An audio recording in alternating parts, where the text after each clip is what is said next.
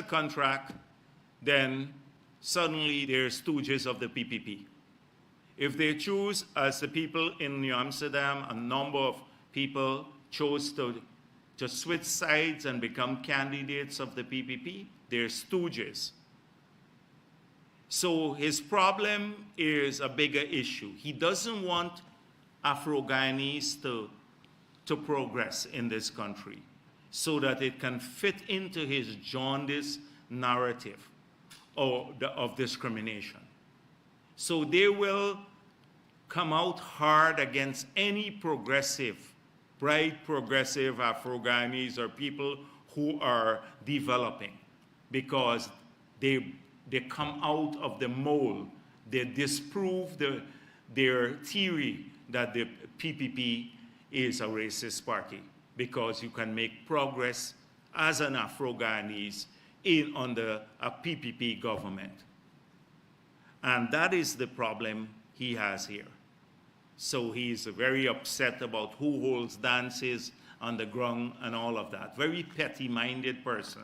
But behind this all is a narrative. They're very sour. They don't want Afro-Guyanese to make any progress for the simple reason that they can go and campaign that the PPP has been discriminating.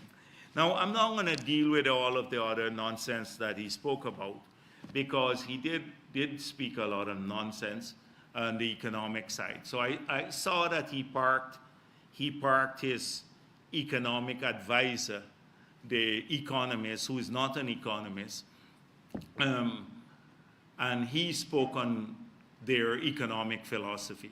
If you look at it again, it's, oh, we will introduce school feeding program, a school feeding program. Never mind that they took away the $10,000 grant from the school kids. We must forget that.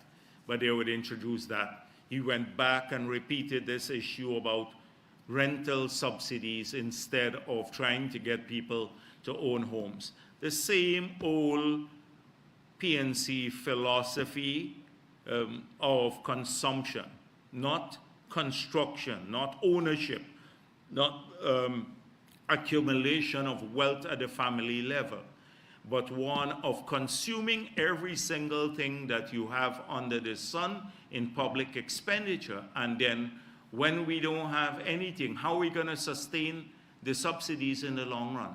We'd all go back to the 80s when we didn't have food to eat and when we had to flee this country. It's the same old disproved economic philosophy, theory that never worked in Guyana.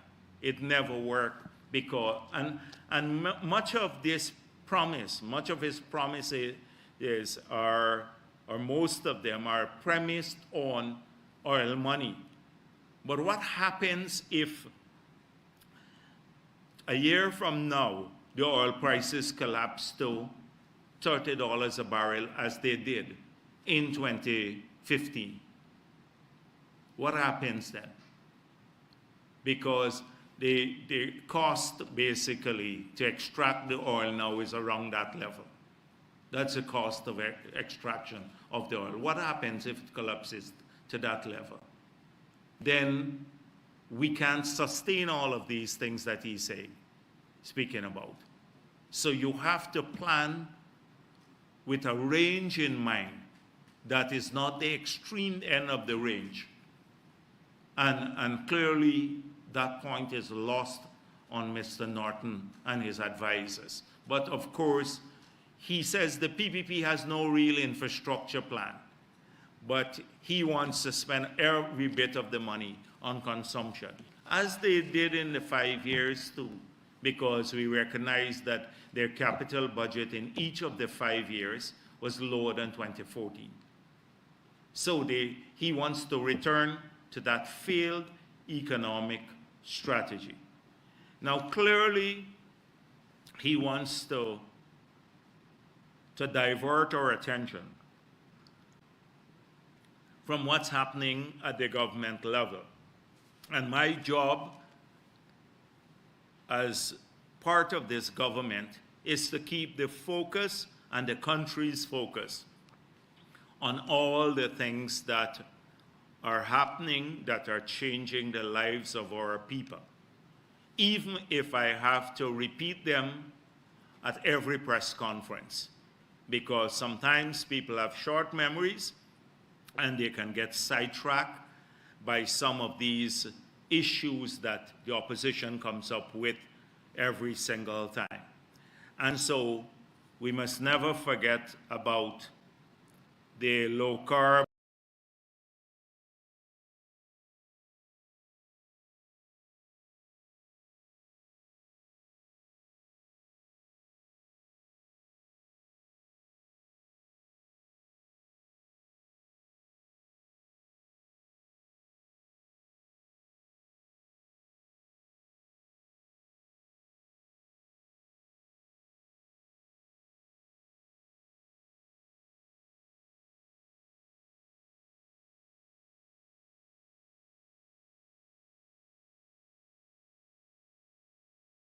development strategy.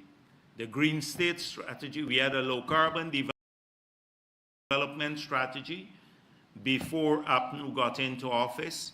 As a result of that approach, we earned $250 million, of which about 220 was disbursed. That APNU utilized a lot of those resources. They were opposed to it, developed the Green State strategy.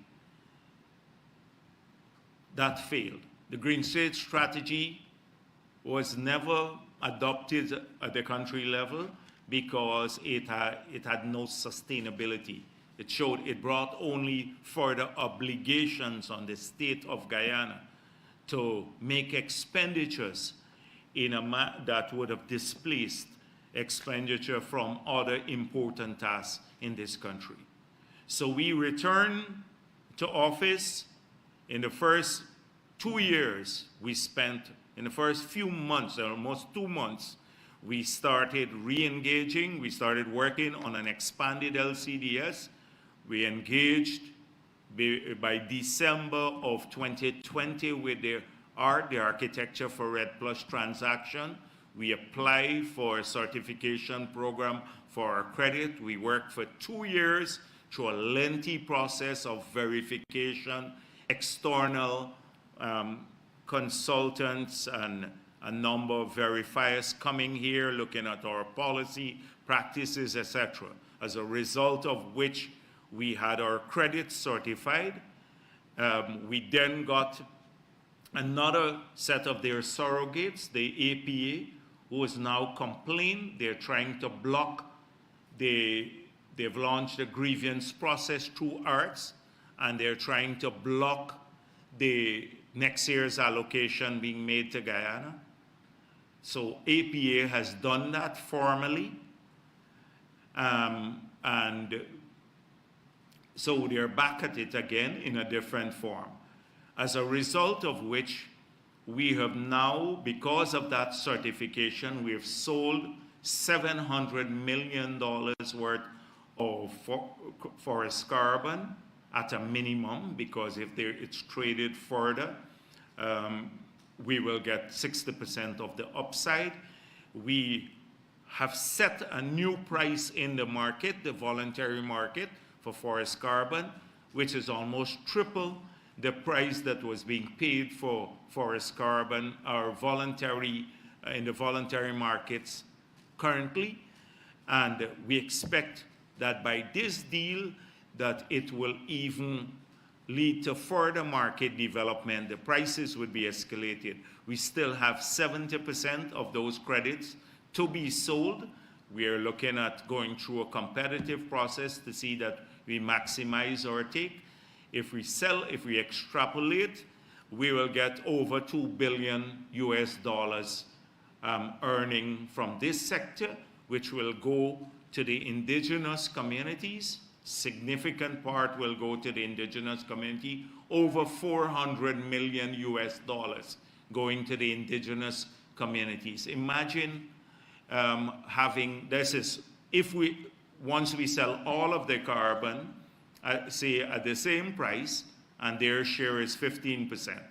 So that will be 400 million, it would be 80-something billion will go to these communities. And so that is what that would help to transform the lives of these villages, the 240-something villages that are now beneficiaries of this credit.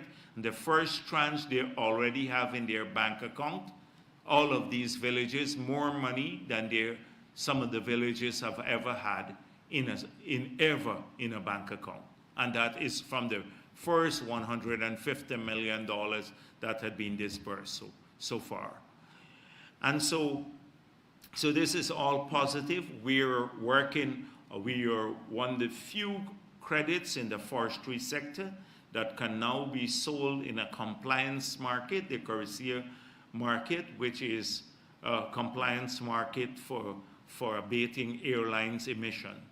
And so all of this has happened. This is a positive thing from a sector that was not earning anything, that was becoming a liability to Guyana under APNU with no vision.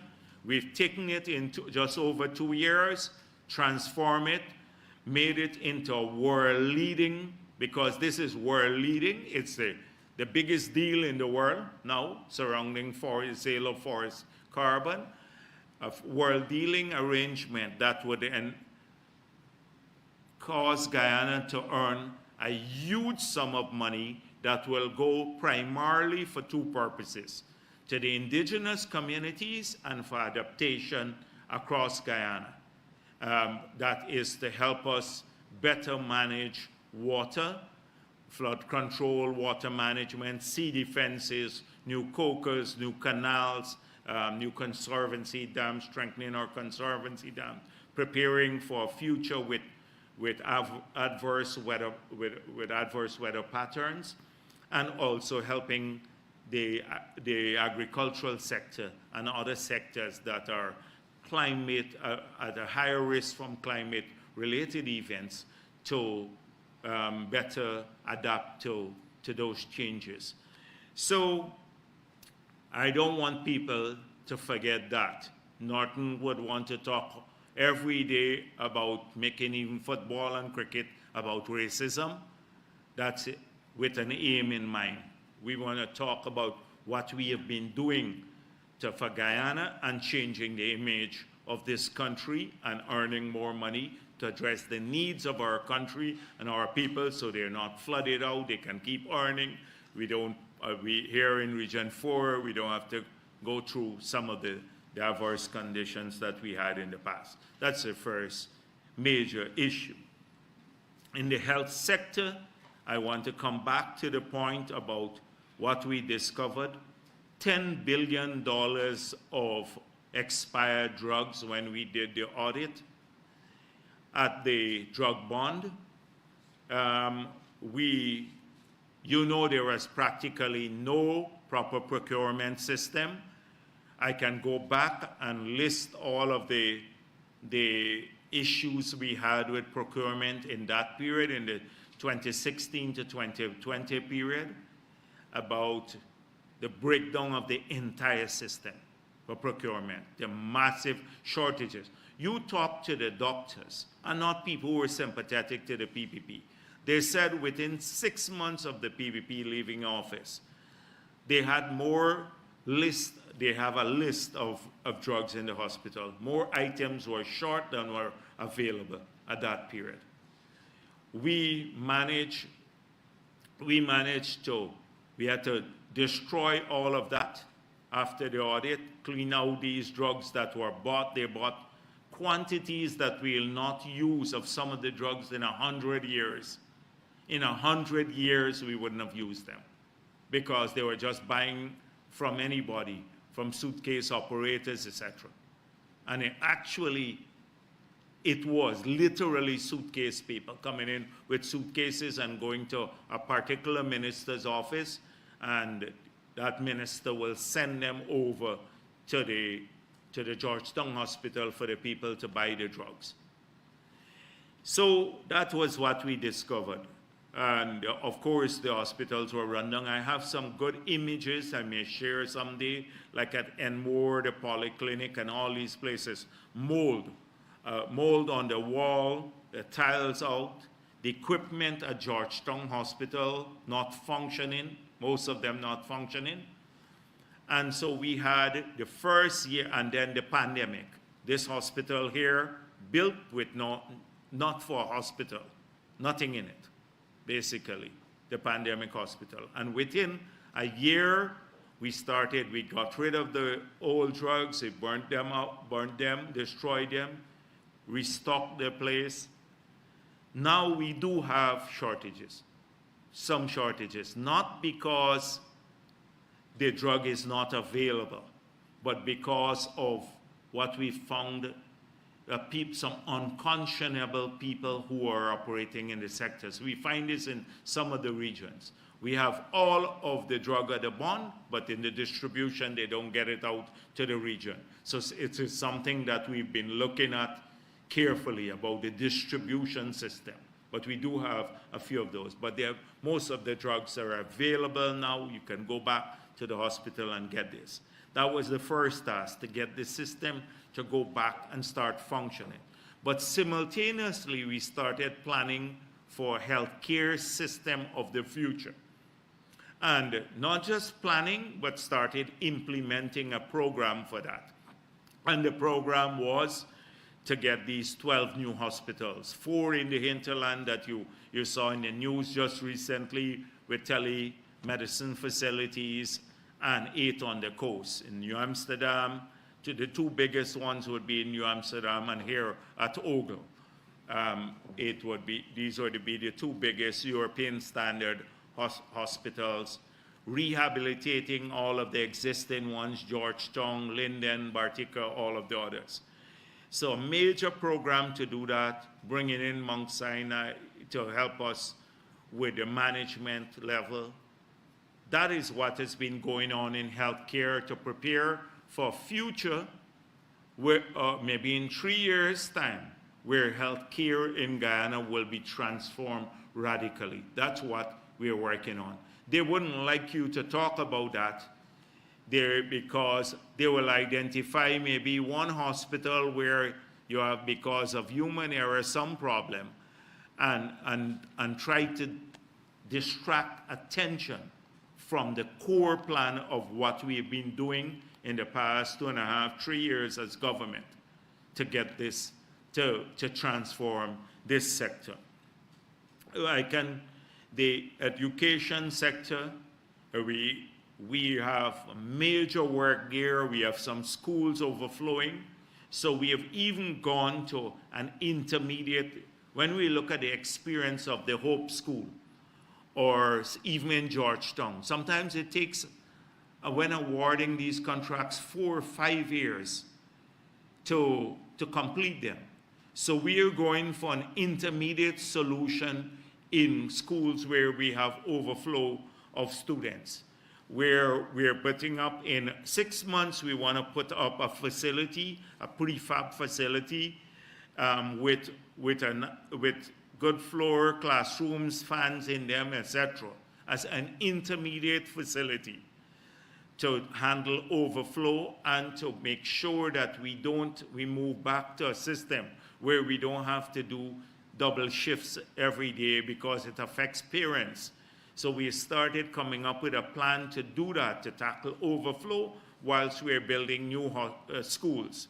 So this year, there are going to be about 13 new schools built. Nearly 10 of them are in the hinterland because that's where we have serious overflows. We have dormitories, etc. So that's our plan in that area, the scholarship program.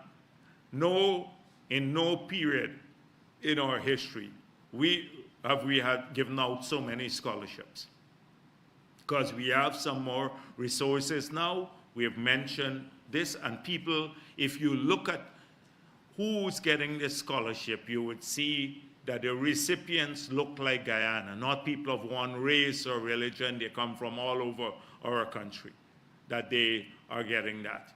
So, and again, when you compare that with the track record of APNU, you will see what happened in that sector.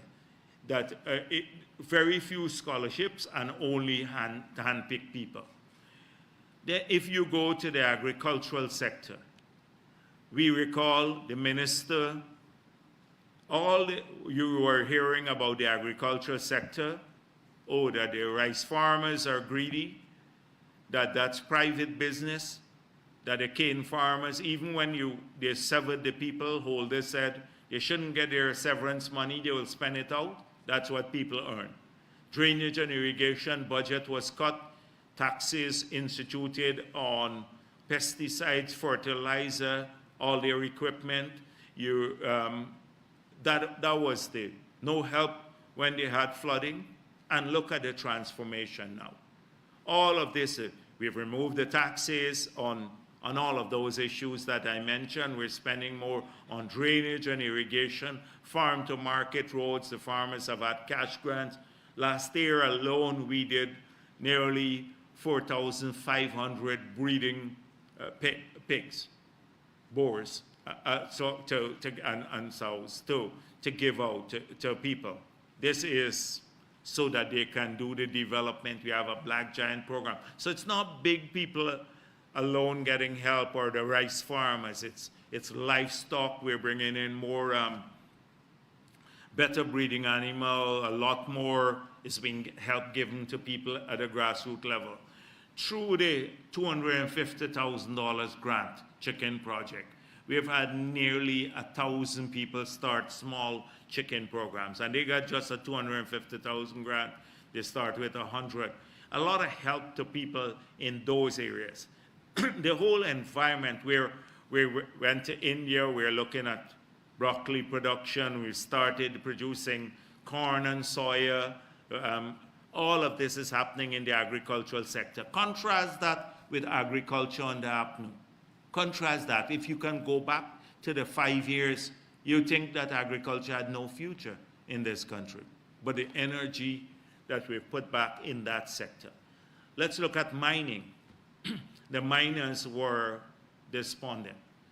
After all the promises were made, they started seeing the taxes on equipment, the royalty rate was increased, a lot of pressure, they increased the tributers tax, everything.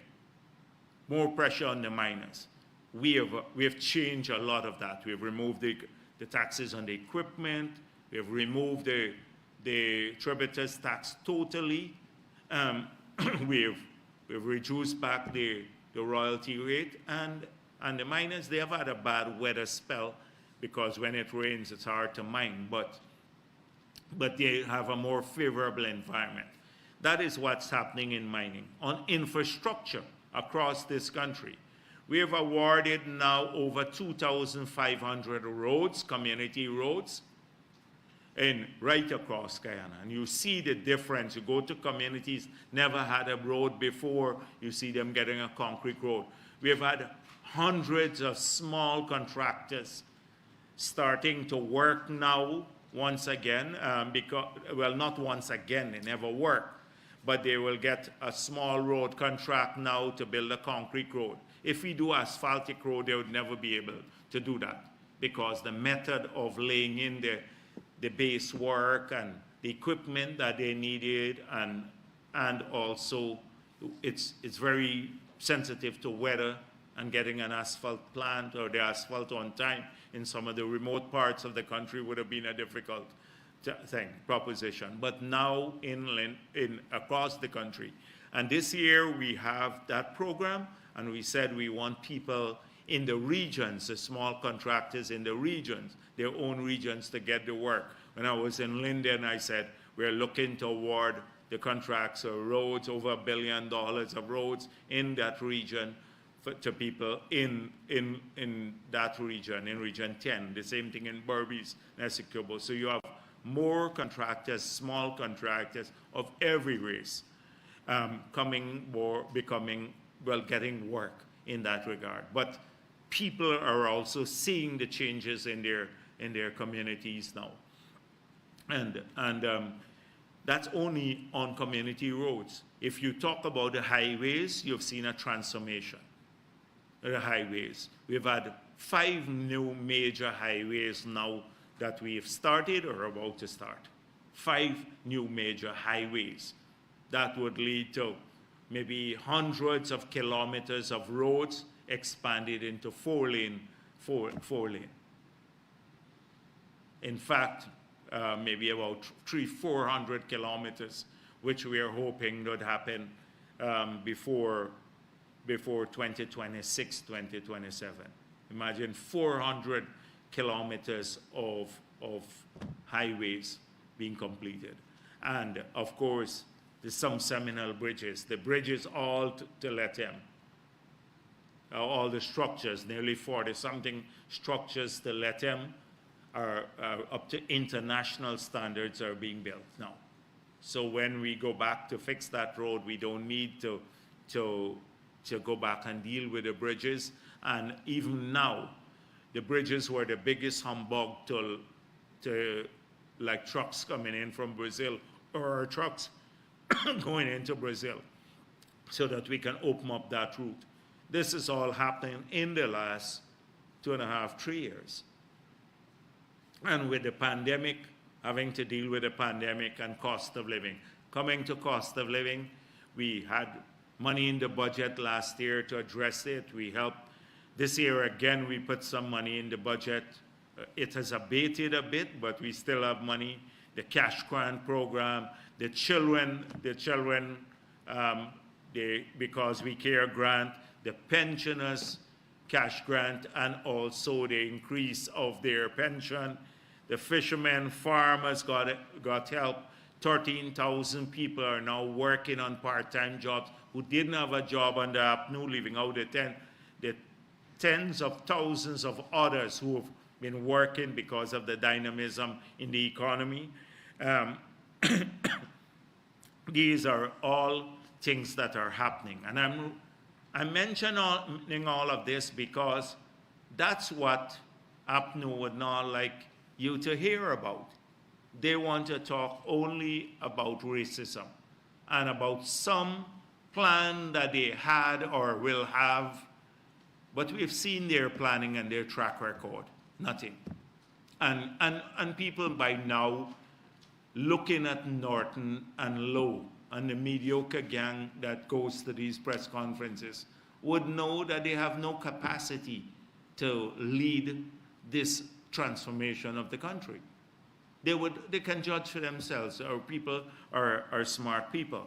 On the oil and gas sector too, as I mentioned the last time, in just a very short period, we have led the transformation of the framework that we promised. We've been consistent to what we said in opposition and our promises in the manifesto, from the passage of the local content law to reforming the fiscal regime, to reforming the PSA, which we are doing now, and we've just had to extend the auction to mid-July, because we promise we will get a new PSA and a new Petroleum Act, replacing the one from 1986, before we conclude the auction. And so we're having a hard time because we're going through it in great detail. It's taking longer than we anticipated. It's a lot of work. We've gone through a lot of the issues that we know have to be modernized. And we still need time to consult on the law. So we've extended the deadline to July, mid-July. So this would give us enough time to do all of that and hopefully pass the legislation before then. But these were promises we made: new PSA, new fiscal terms, new Petroleum Act, and a reformed Natural Resources Fund Act. All of these have been done. The EPA permits have evolved from being extremely weak now to closer to international standards, and in some areas exceeding international standards. For example, on the carbon tax, we have exceeded some international standards for these permits. We've strengthened the licensing regime We're doing a more rigorous engagement with the licensing regime review through several sources. We have more technical people. These are all things that we promised and we've been doing to improve the framework. So contrast that, I see a lot of Ramjatan now. I heard he released the audit that Stabrook had gotten before, which was not a secret document.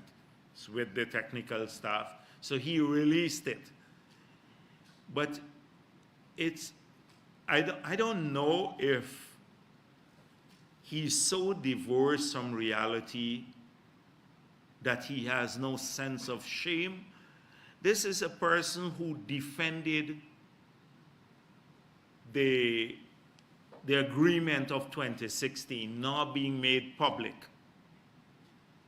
The agreement that was not that should have been filed with the registry, that was kept by a few people under lock and key, ministers, was not with any technical person, and try to compare that with a process where the politician said, you deal with this at the technical level because it's a complex issue, GRA and the others. Let our technical people ensure that we get the best out of these audits.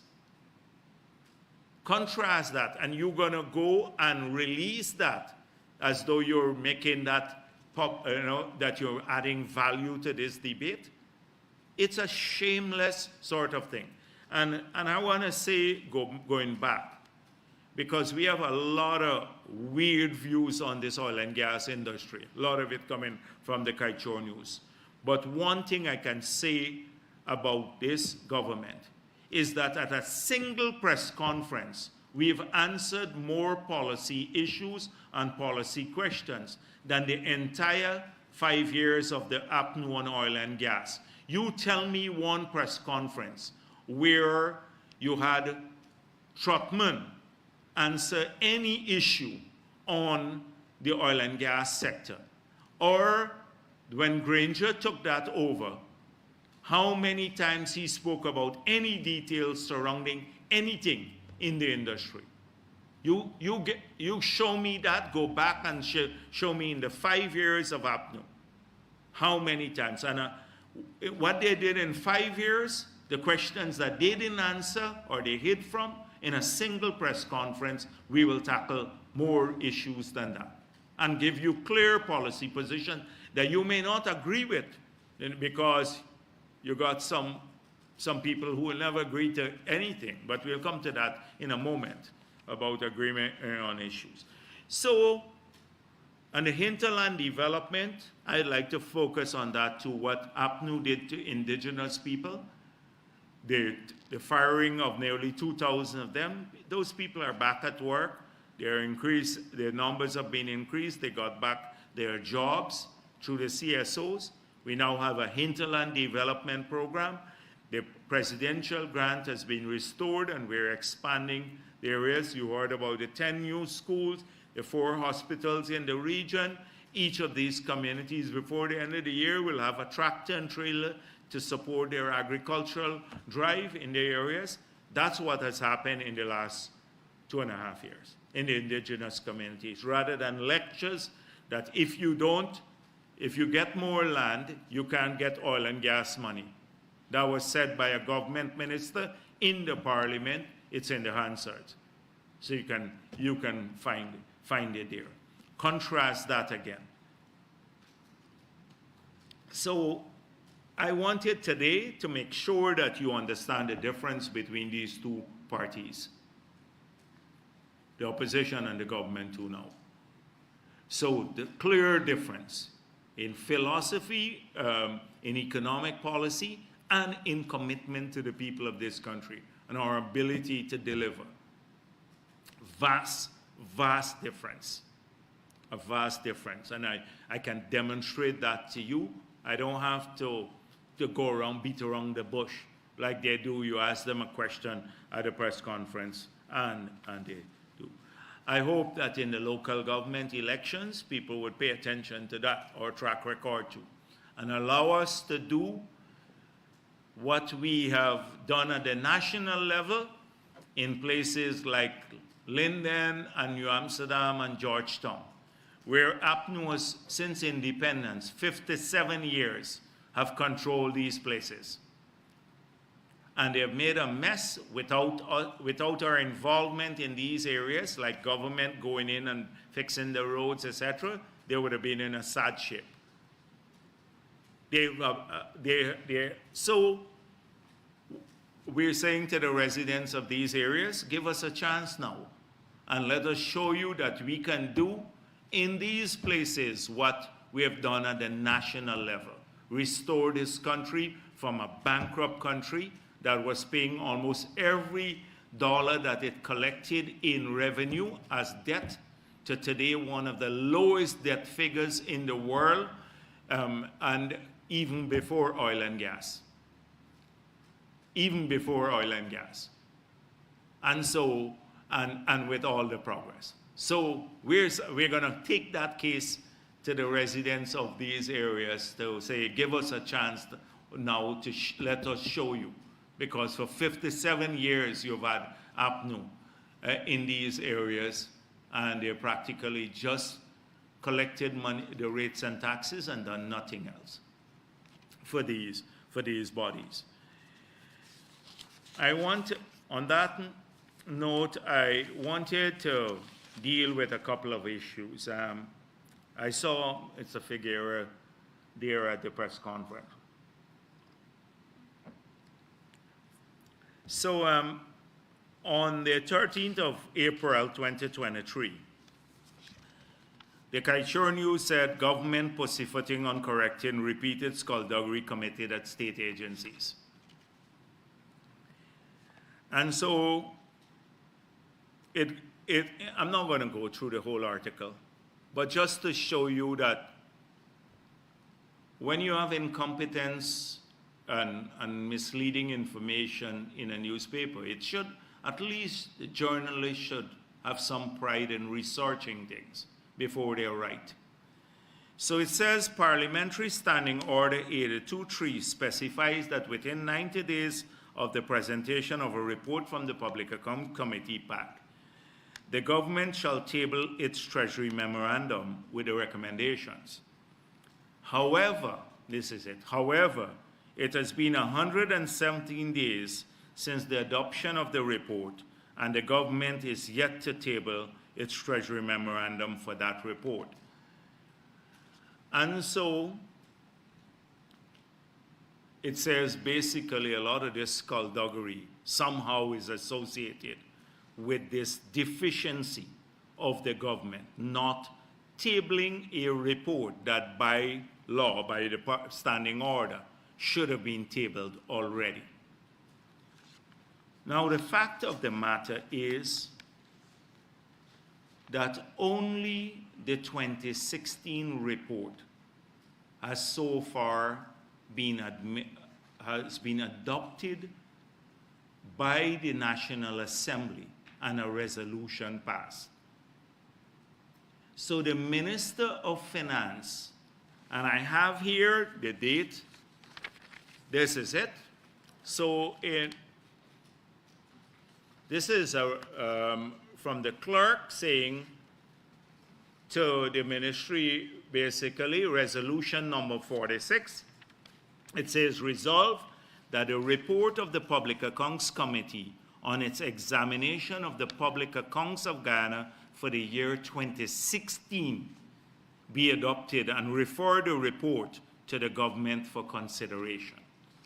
When this goes to the Minister of Finance, then the minister, within 90 days, then has to submit his Treasury Memorandum, which he did on February 24th. This went late in December of 2022.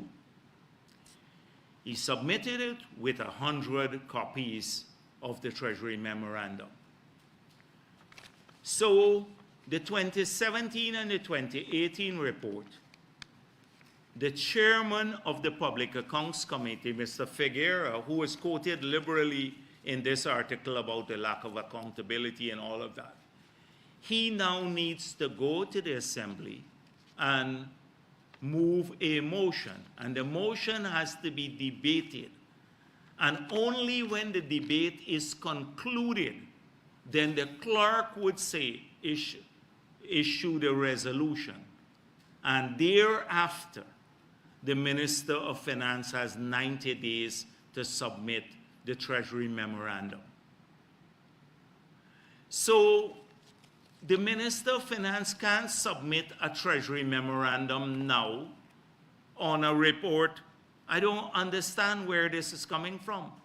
This is total ignorance of, one would think, a simple procedure in Parliament. But a whole story was built around this by Figueroa and the Kaichor News when it's factually inaccurate. There is no way the minister, if he wanted to, even if he had it prepared, could do it now, because a lot depends on when the chair moves the motion, and which is Figueroa now, when he moves the motion and when it's debated and when the resolution of Parliament is concluded. Only thereafter the minister can submit his memorandum. Now, clearly, if the purpose of this newspaper is journalism, it has to do better, because that's factually inaccurate. So, secondly, I saw, since I'm on Kaichor News, let me continue. So after I spoke about the Marriott Hotel, after Kaichor News had the story, not Kaichor, Stabrook had it, and I gave an explanation. I saw the headline that basically implying that I said that we're selling to pay off private investors. And then Mr. Lal again said that there are some secret private investors who were hiding behind the bank, Republic Bank. So I don't know how secret private investors hiding behind Republic Bank, but let me make it clear today now that not a cent, and the audits would show that, not a cent, the government of Guyana owns 100% of this hotel. This hotel was supposed to be developed as a public-private partnership. They were almost on the verge of concluding the public-private partnership with a firm from Hong Kong that was interested in the hotel and the casino. If you look at Marriott, it's built, the area where the exhibition is held, that was supposed to be the casino area. It's empty now, and that's where the oil and gas exhibition was held. This company from Hong Kong operated casinos. So that was the public-private partnership, was supposed to move forward. Then we had all of these articles, a few hundred articles negative about it. And I have this, I'm gonna give this to you so you can see the assault on the project, led by mainly the Kaichor News. All hundreds of articles, lying, blatant lies, total lies, blatant. You have a full report that we issued on it in 2015 showing challenges to the development of the Guyana Marriott Hotel. You take these headlines, and I think Winston Brassington might have won some of the lawsuits on the basis of allegations against the Kaichor News, on the basis of allegations made about the Marriott too. So you will get a chance to see for yourself the assault by Kaichor News and others on this project. So we couldn't go forward. we said we will do it on our own. That's why we had to take a loan now, because part of it was coming in as equity and part as a loan. So the investor was going to bring in some equity and a loan. The government part was to take a less of a return on its equity share at the beginning to encourage the private equity investor. That didn't happen. So it is 100% owned by the government of Ghana. Now, APNU was hunting us in the whole 5 years. They established SOKU, SARA. Don't you think they would have Jordan? Jordan's been the most outrageous liar in many areas, but don't you think every opportunity he had, trying to cut us down? If they had paid a cent to a private secret investor or Republic Bank, actually, Republic Bank should sue you. And I would encourage them to sue you, Mr. Lal, that you are saying that they've been in skullduggery with some private investors, because I know we're not. We don't have any private investor. But it's this, when exposed that they were telling a lie, they doubled down on the lie. They doubled down on the lie. Now, if you could provide a single shred of evidence,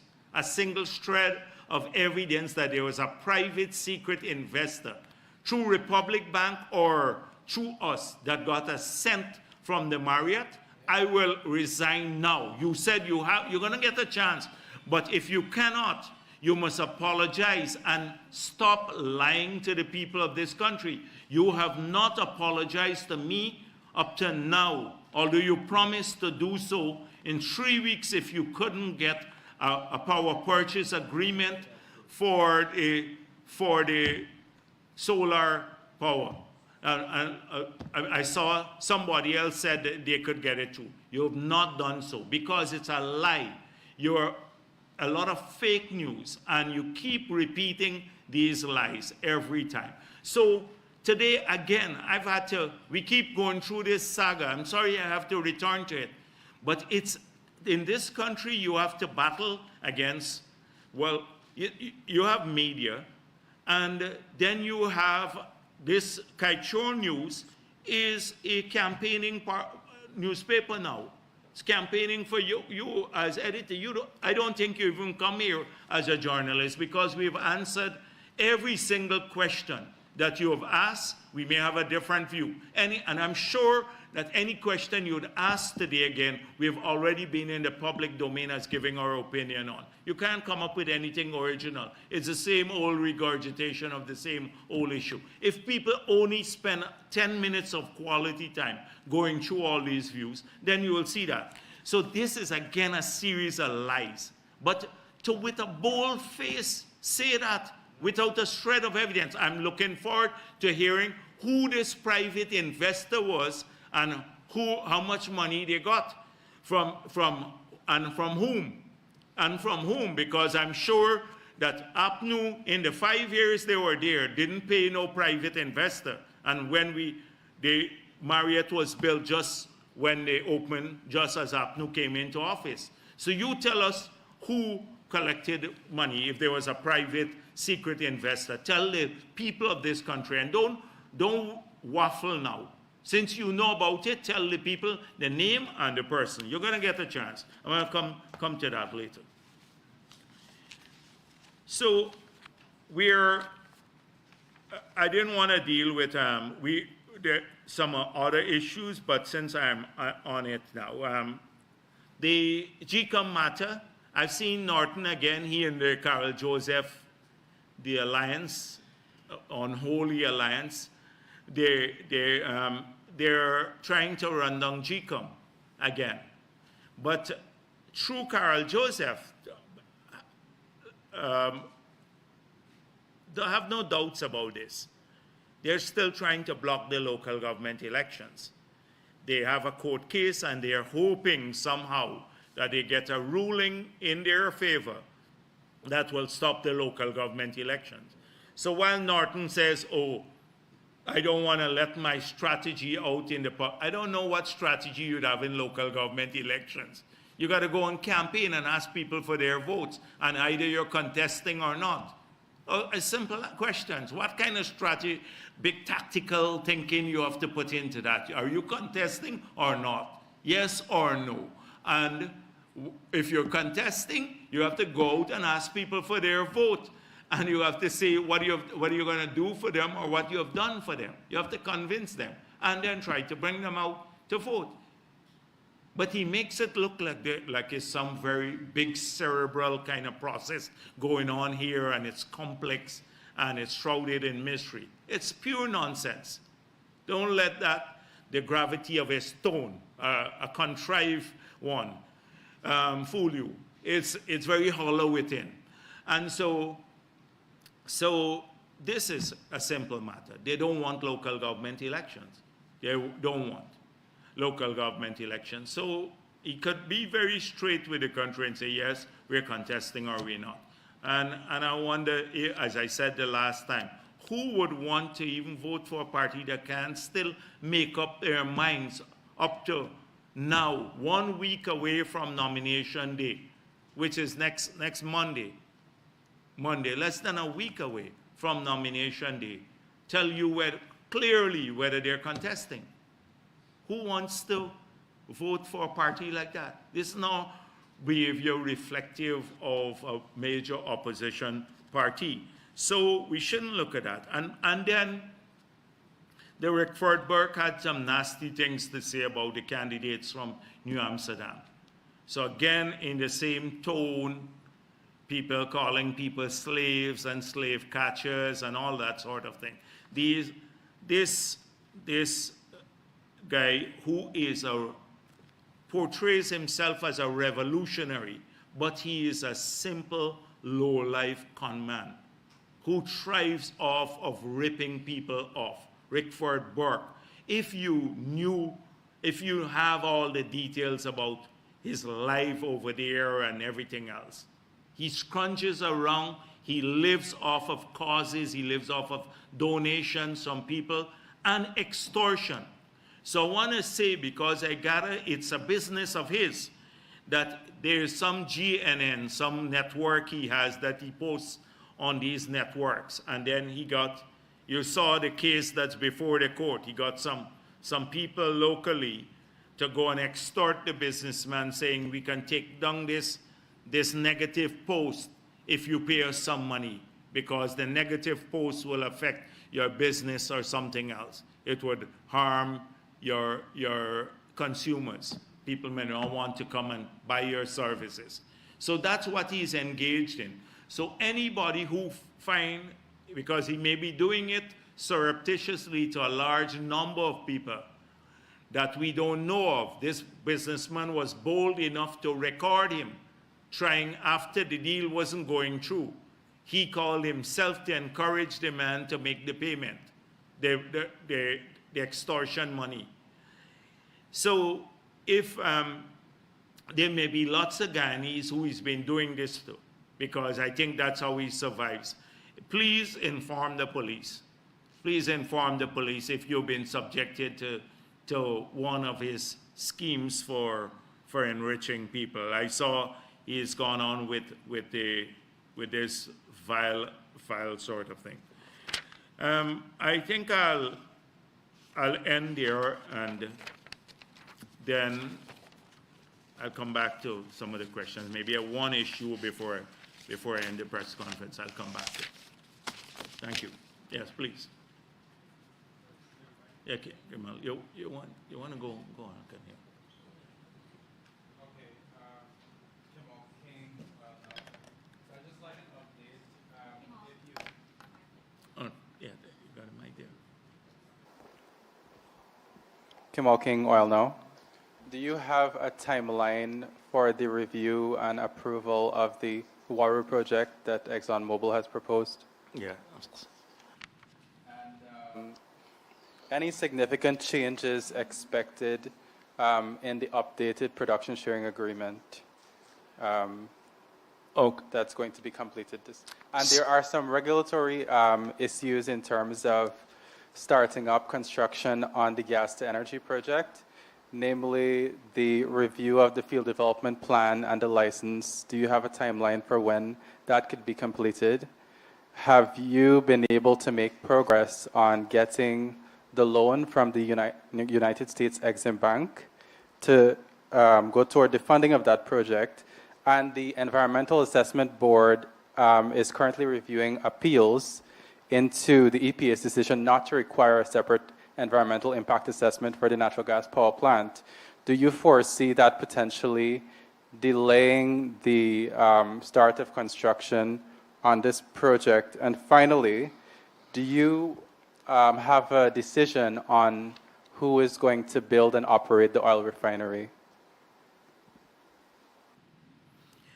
The first two I missed. What were the first two? The first two was timeline for a decision on Exxon's proposed Uaru project. Oh. And the second was whether there are any significant changes expected in the new PSA from the drafts to what will be updated based on the comments in the consultation period. Okay. So a lot of these are work in progress that would be concluded soon. And you have the timelines for their conclusion. So the Uaru project, the review has practically been completed, and that is going through a final review with the ministry staff, and we expect the minister within a short period, maybe a maximum of, I shouldn't give a short maximum, but a maximum of about 2 to 3 weeks should be the field development plan would be completed. The EPA has to also issue its permit. I gather that that is near completion, so I think that within the same timeline, they should be ready for the Uaru project, both the EPA permit and the license for that project. On the PSA, there are quite a few issues that came in, commenting on. We're reviewing those. We still have a number of people who are sending stuff to us because although the timeline was 2 weeks, but since we're still in the process of doing the new PSA, where the comments are coming in and we're paying attention to them. We're not going to ignore people's comments. So Norton said the 2 weeks were too short. And remember the last press conference, his economist said they will submit their comments sometime in the future, but we don't know when that will be. It never happened because it's just laziness on their part. They could have, as I pointed out, years ago, people know what was wrong with the PSA. Everybody's been writing about it, speaking about it, what needs to be corrected. And therefore, by now, they should have formed an impression of those critical issues. We pointed them out several times. It's been in the media all the time, and they should have had a view by now. So no, they haven't submitted any comments as yet. And so, but if they submit now, I don't think we'll ignore their comments totally, if they submit. So we have an outer time limit that we have established now for both the legislation and the PSA, which is mid-July, the outer time limit. So we're not going to rush the process, but that's the outer time limit. But we're taking every comment seriously. We're taking every comment seriously because the oil and gas companies also have given comments. And remember, we want to ensure two things: that we get more benefits for Guyana from the fiscal side, more business flowing to Guyanese companies and individuals. That's through the local content law. We want a PSA that can properly regulate the sector from a safety perspective and from an environmental perspective, bearing in mind the need to move to a decarbonized world, all of those things. But we also want to attract investments, because you have 80-something countries now out there looking for, through auctions, looking for investment dollars in the oil and gas sector. And it's not and the investment dollar is shrinking as many of these global companies try to move away from upstream activities in the oil and gas industry. They move away from the drilling and the production activity because of the same net zero imperative and the need to move towards renewable. So that we need to balance the two objectives. We want to get the investment dollars here so that we can keep the momentum going here. Not just momentum for the oil and gas companies, but momentum in the economy and for all of the Guyanese who are now building a business around this new industry, emerging industry, as well as the locals who are working in the industry. So the PSA is an iterative thing. So when we get comments from them too, we have to pay attention to their comments. So it's not all one-sided. And so you may see a balancing act in the final PSA. What will not be compromised, basically, the fiscal terms are practically set in stone. If anything, the same net change may take place, you know. Anyhow, let me don't get that getting a little too complex at this stage. But the timeline has been set for both those documents, so to be completed. And so that's on the PSA.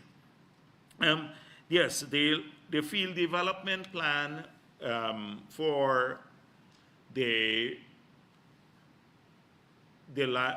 project, right, LISA 1, that would allow us to give an extension, because if we're building the gas to energy project, and it comes in on 2024, 2025, and the permit expires in 2037, I think. So that we'd only have 12 years more of gas coming in on that pipeline, but the project is built on a 20 years lifespan. That is, the numbers are run on that. So the field development plan and all of that would allow us, once we've completed that, and it's about near completed, would allow us to move to do that, to allow this to happen, to ensure that we have adequate gas coming in to generate power. And I would urge once again for everyone here, particularly those who like to, I'm not mentioning any names, but to write about solar, to look at the gas development plans in Europe, which is how they're moving to develop gas resources. From 3 years ago, when they were saying, they were very puritanical about it, going to Glasgow, the COP in Glasgow, and saying, no gas, nobody must develop gas. Now to a total turnaround, with 180 degrees. They've gone now to saying gas has to be the transitional fuel of the future. So that is being done. On the loan, our application is in. The Minister of Finance has had several engagements with Exim Bank, and we from what he said, it's making progress towards the conclusion of the loan. So progress is being made in that regard. The EAB appeal, that's a process provided for by our laws, and we will allow, I don't want to be premature in my comments, but I want to allow the process to be completed. It's happening now, and then I can comment after the EAB has given its ruling. I don't want people to say I'm trying to influence the EAB here. On the oil refinery, we have not made a decision as to whether we'll go with the project as yet. We've had a number of office. And frankly speaking, I did not pay too much attention to this, but we have not made a decision at the policy-making level as to whether we go with the project, and if so, with whom, and much less on who will manage it. Okay? So no decision has been made, no firm decision on the refinery. So there's a chance that you may not go ahead. We will cross that bridge when we come to it. But right now, no decision has been made in that regard. Yes. Yeah. Yes.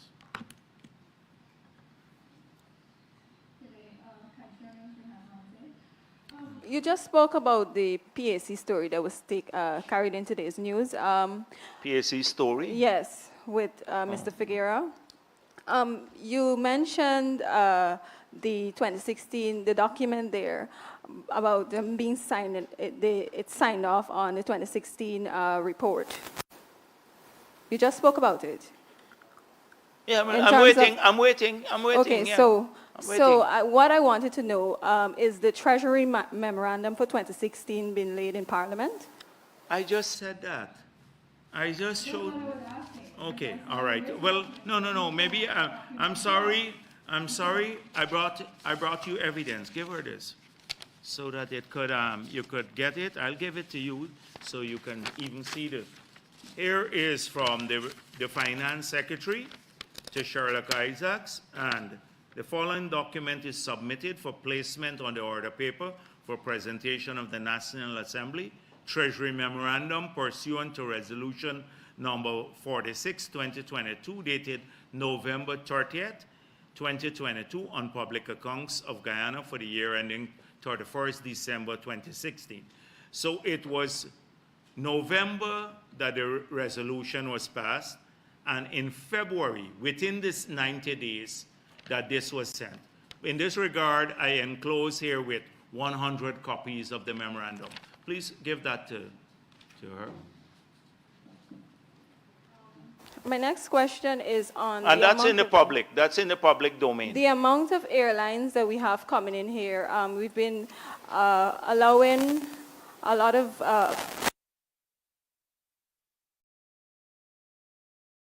Could you say how is Guyana benefiting from these airlines?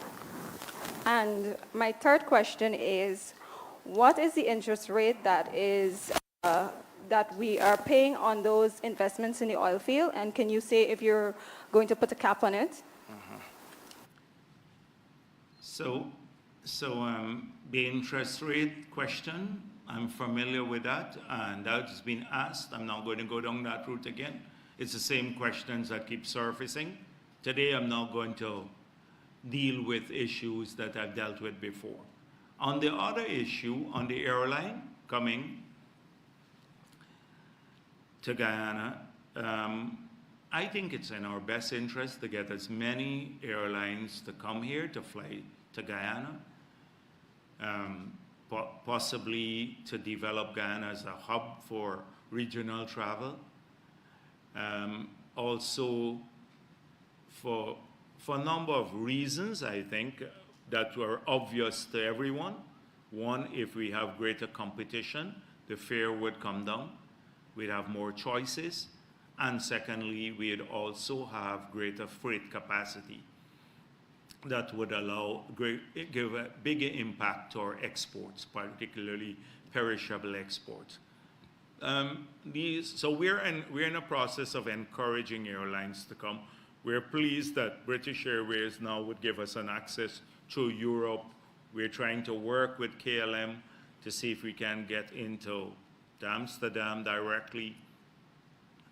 Canada, I saw a new airline flying there.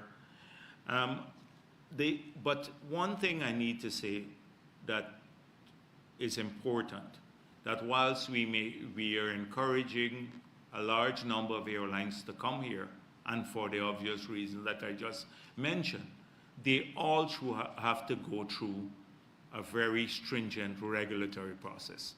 And that is a technical body that the politicians don't get involved in. The Civil Aviation Authority, Mr. Fields, who heads that. that they have to ensure that these airlines meet a certain standard, international standard, before they're licensed to fly to Ghana. That's their responsibility. We as politicians, we're encouraging more airlines to come. Every day, Minister Onage Waldron meeting with people, talking to them, encouraging them to come, and many other ministers. But they all have to go through that regulatory process when they come here, and we don't interfere in that process. Yes, please. Under the terms and guidelines for this licensing round, as it relates to the qualification criteria, can you say if those are set in stone? And in answering that question, can you also say if any company has reached out to the government to really change those, particularly the one on the for the deep water blocks that speaks to the production of 200,000 barrels of oil? And also, could you say now that the auction has been extended, if the government has a new timeline for the award?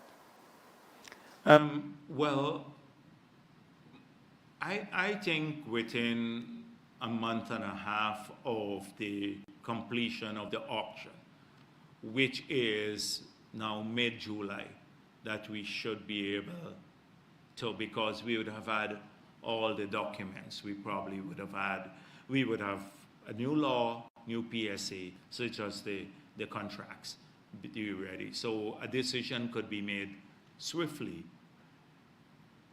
What we said is that a number of, you can put in bids for all the blocks, all 14 blocks, but we are going to award only 3 maximum per bidder. So potentially you can have about 5 different groups succeeding if they get 3 each, and then one will get probably 2. And so that is how it's structured now. Now, assuming we get a bidder, I don't see us changing any condition now at this stage. Not a single condition will change.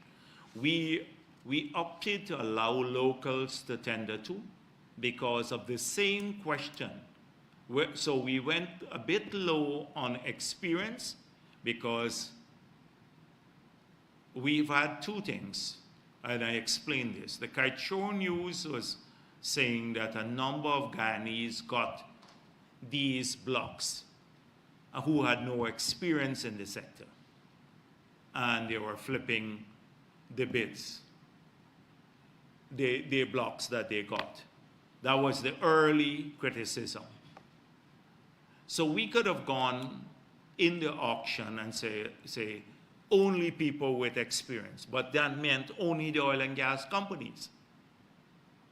And then we were probably being accused of excluding locals from participating, since this is a gold mine. It's a gold mine. They're making so much money out here. The Kaichor News believes it's a gold mine. So we decided, let's go a bit low on the experience and allow locals to bid too.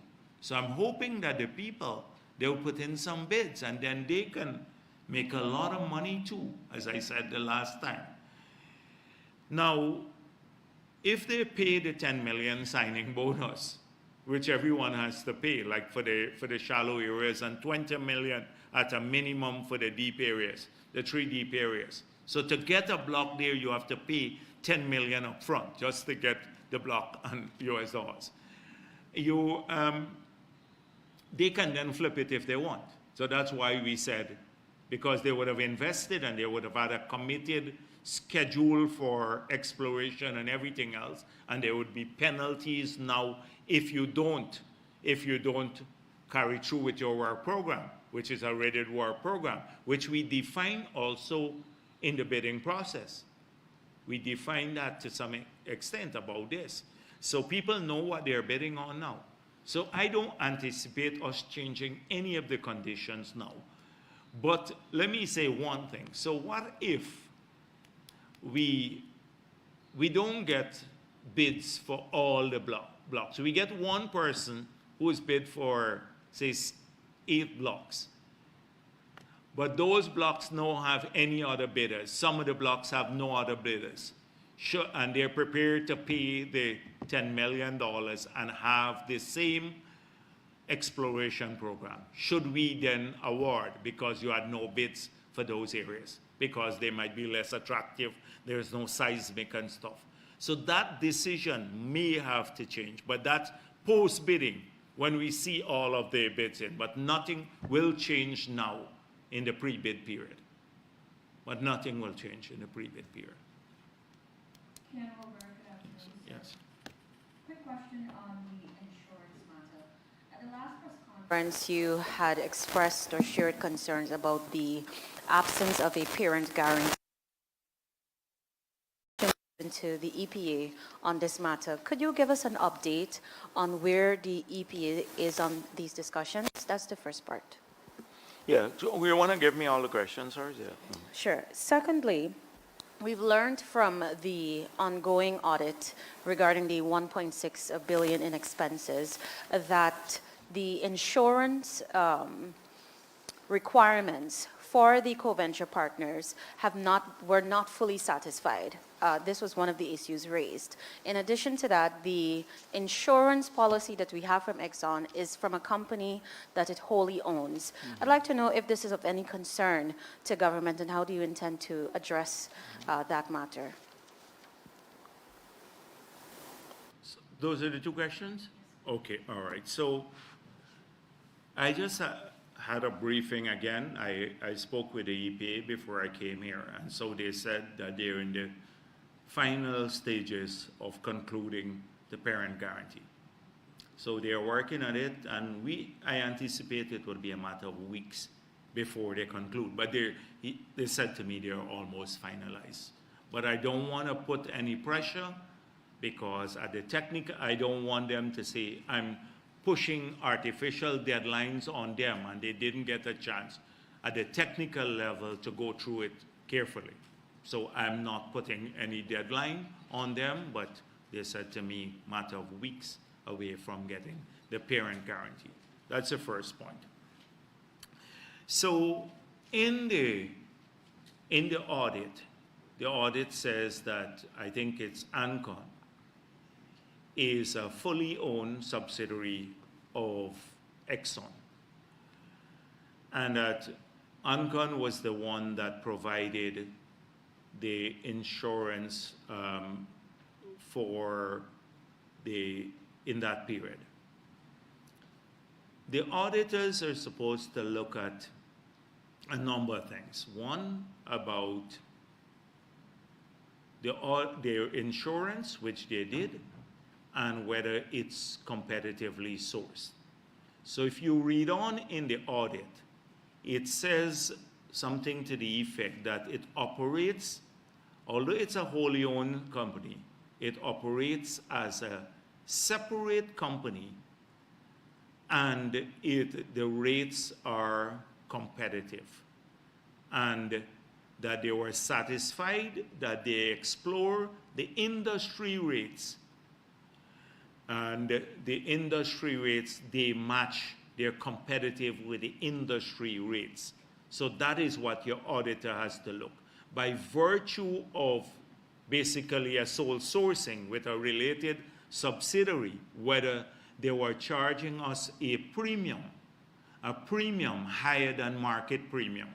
So if you look at it, they said they were satisfied that it operated at sufficient arm's length from the parent company, although it's wholly owned, and the premium was competitive with industry standards.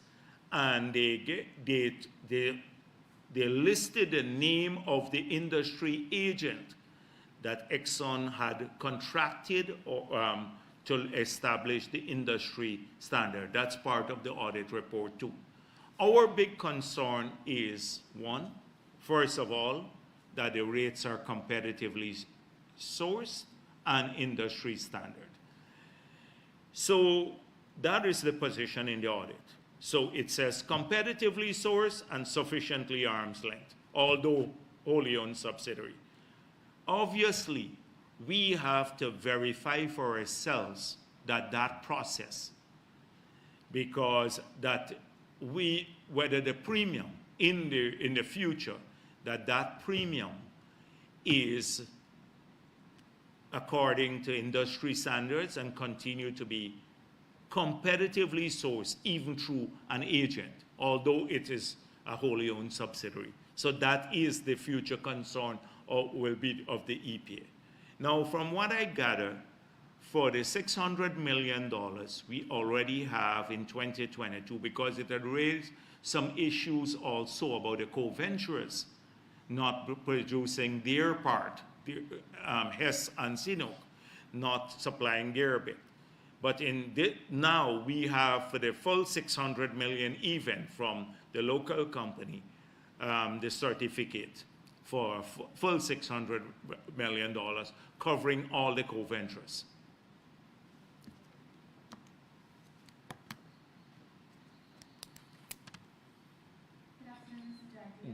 Bharrat with Kaicher News.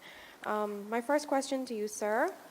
The PSA with Exxon provides for the company to recover costs in disputes flagged by an audit. And I can pull up the section if you would like me to. Guyana can only manage to reclaim this through arbitration. Can you say if you're comfortable with this existing arrangement and if government is prepared to go down this road to contest questionable costs? Yeah, so I think clearly if you have a dispute, if they're saying we believe we've supplied, so of the $214 million that they flagged in the audit, they only said that $28 million should be removed from the cost bank and come over to the profit, basically, be part of available for distribution as profits. Because they found that a significant part of their Exxon's supplies of goods and services were sole sourced, almost 36%. But in the 36% of that was sole sourced, they found that about 28 million did not reflect industry standards where they were competitively sourced. So we could have a dispute over the 28 million. So Exxon may say, no, that's not true. So what happens if you have a dispute? You have to go to an arbitration process. The PSA allows them to basically not to make any adjustment until that process is completed. But if you have a dispute, you have to break the deadlock. And that is why there is a process through which that is done. We may have to strengthen that process. But right now, you would always have to have a dispute resolution process. Because if you have two parties that don't agree based on audits and they say, oh, we believe that it's competitively sourced, you have to do that. But also, the PSA says once that issue is resolved, then immediately the funds are available. It's a first charge on any future profit that they have, their share of profit oil. It's a first charge on that. So you have a means of getting it back immediately. So dispute resolutions have to be strengthened. I believe that it's standard almost every contract that you go to ICSID or you go to 3 arbitrators or a sole arbitrator. Almost any dispute, not just with oil companies, any international dispute, you have to, with a foreign company, you have to have those dispute resolution clauses. So that's how I see it. We're going to review it in the new PSA to see if we can strengthen, but you may not be able to eliminate the international dispute resolution clauses. Please provide an update on the US $7.3 billion audit. The final report was expected to be handed over to government by March. Yes, and so the report has been concluded, and it's now with the technical people, and I'm now going to, they have to review it, the GRA, the technical group, and they have to then make, I'm not interfering. I don't want people to say, there was a view that we were hiding the audit because somehow we wanted to protect Exxon. We have a big team going through these audits because we want to see any area. We have auditors, but we want to see any areas where we believe we should strengthen. And they are helping us now a lot in resolving the issues now with the new PSA and with also the new law. So a bit greater understanding of what's taking place in the industry. Already, the sole sourcing bit, we have practically watered that down a bit through the new Local Content Act, that we have watered that down a bit, and that may even be watered down further to ensure that we get less sole sourcing. But the key issue is that it's sourced competitively. So that one, yeah. Wasn't too clear on your first response as it regards to the arbitration. Are you saying that the Guyana government is prepared to go this route? Because we have an expert in today's paper who's advising that this process is not just costly, but it's also very lengthy, and it's often exploited by the oil companies. But could the expert tell us if you have any company, how is this expert has resolved this anywhere in the world where we have any international company? Let me just give you an example. Where before that parking meter scandal that we had, they went to ICSID, the same one that's in there, the World Bank dispute resolution mechanism that's part of the PSA now. They have triggered ICSID. So how would you resolve it if not this route? Tell us how. Nobody says local courts. Nobody will accept the local courts. No international company would not accept that. Some of our own people may not want to accept it. Well, the person did say that. Yeah, well, that's why we got a lot of exports crawling all out of our ears, etc. Everywhere. The exports are everywhere. Yes. Before I go, let me give this young lady here, and then I'll go on. Kaichur is at 3 so far. Let me get this young lady here, and then. Guyana from the Guyana Chronicle. I want to go back to the issue that you raised about carbon credits and the APA. How is government foreseeing the APA move to block the forest carbon payments affecting Guyana going forward, both in our current arrangement and as well as any sale into the remaining 70%?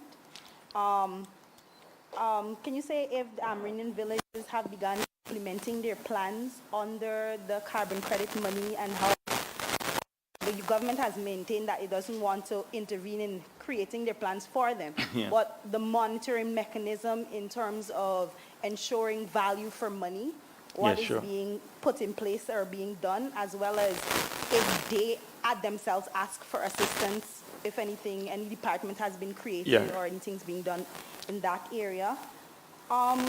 You mentioned that looking at climate adaptation, agriculture, and sea defense as pertains to the remaining carbon credit money developed, as well put out a certain amount of money was put aside for cost of living measures. Is anything being done under that as yet or coming up? Okay, so the APNU works through surrogates, and I've seen some new ones being created now all the time. So we suddenly have the same Janet Bulkan who's always been hostile to the PPP, who was on the board of the GFC under APNU, who's been criticizing our approach in the forestry sector for decades now, opposed to the low carbon development strategy and the Norwegian agreement. She is now part of an oil and gas governance network. They created a new NGO now. Mr. Bolai, the solar specialist, and part of the EITI that falsified what happened in Ghana, he's now part of that network.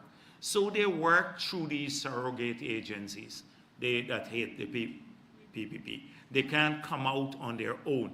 They don't want to enter into the political fray and take us on, so they hide behind some of these NGOs.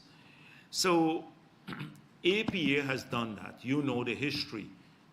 Jean LaRose was the deputy leader of APNU's list in 2015. So they're clearly aligned. They distorted even recently who canceled. The head of the APA said that the PPP terminated the land titling unit. When we established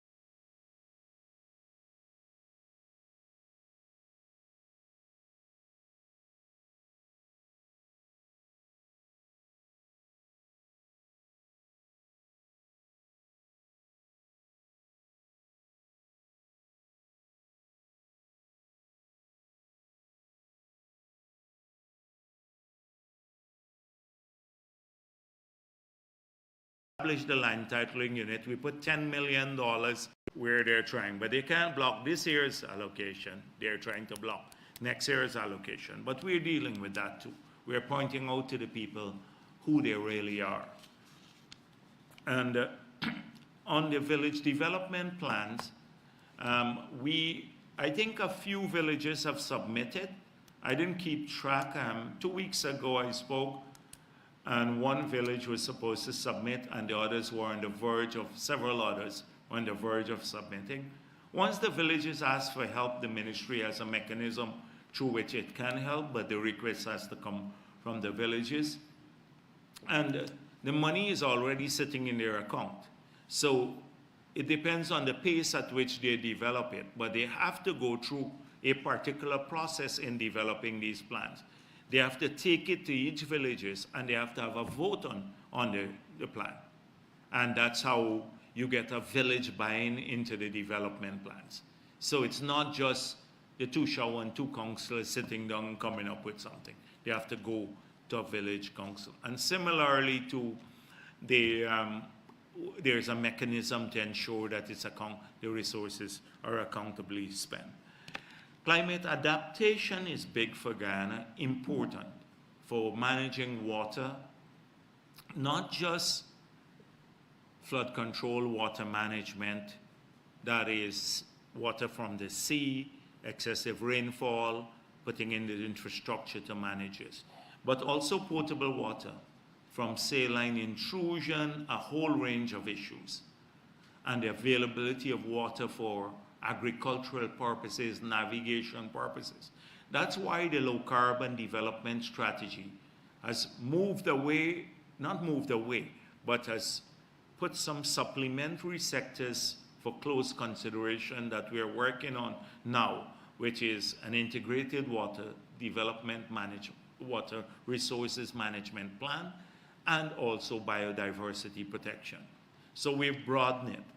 So this will support projects along those lines. It may go to other areas too, but in bulk, it would allow us as a country to better prepare for climate change. So we don't have to take money from our budget now to put into these. Money from our budget can go into our education and scholarships, and from and our hospitals and our pensioners, etc., that we get this source of funding to deal with those, to get our country ready.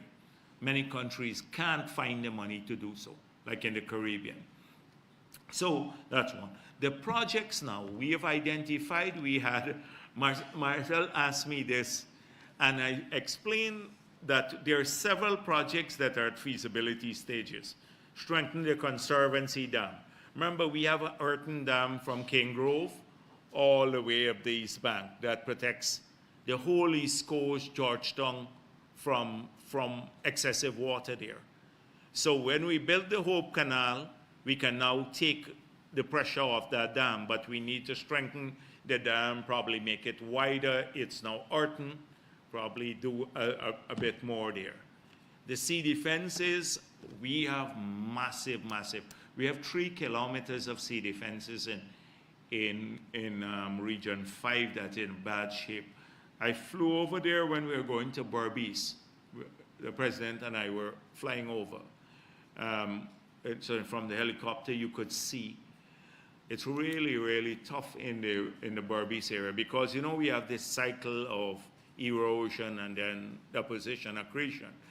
And so I think they're facing the brunt of the erosion cycle, whilst here in Region 4, we're in the accretion, the settlement. Like the mud bank is shifted up here, and you see the mangrove shifting with it too, right across here. So that will cost a lot of money. And we're now looking at funding for that because it's major spending there to keep this the sea out in these areas. So that's one, the Conservancy. Then a series of Hope-like canals. Then we have to buy and install major pumping capacity, like so that we can get more water out faster. So even if the tide is high, you can still in the 6 hours period when you have to shut the coca doors and you can't get natural flow, you can then take the water and pump the water out and stuff. So a lot of those projects that are now being finalized as part of the ministry team, you will see, and we'd announce them. But as I said to Marcel, that all of this money that we earn through the sale of forest carbon will go into a special account. That account will be audited separately. The audit will then come to the Parliament. We will then notify the country and the Parliament about all this spending in that area from the account. So it would be done fully transparently. What are the other issues? There are 2 other issues.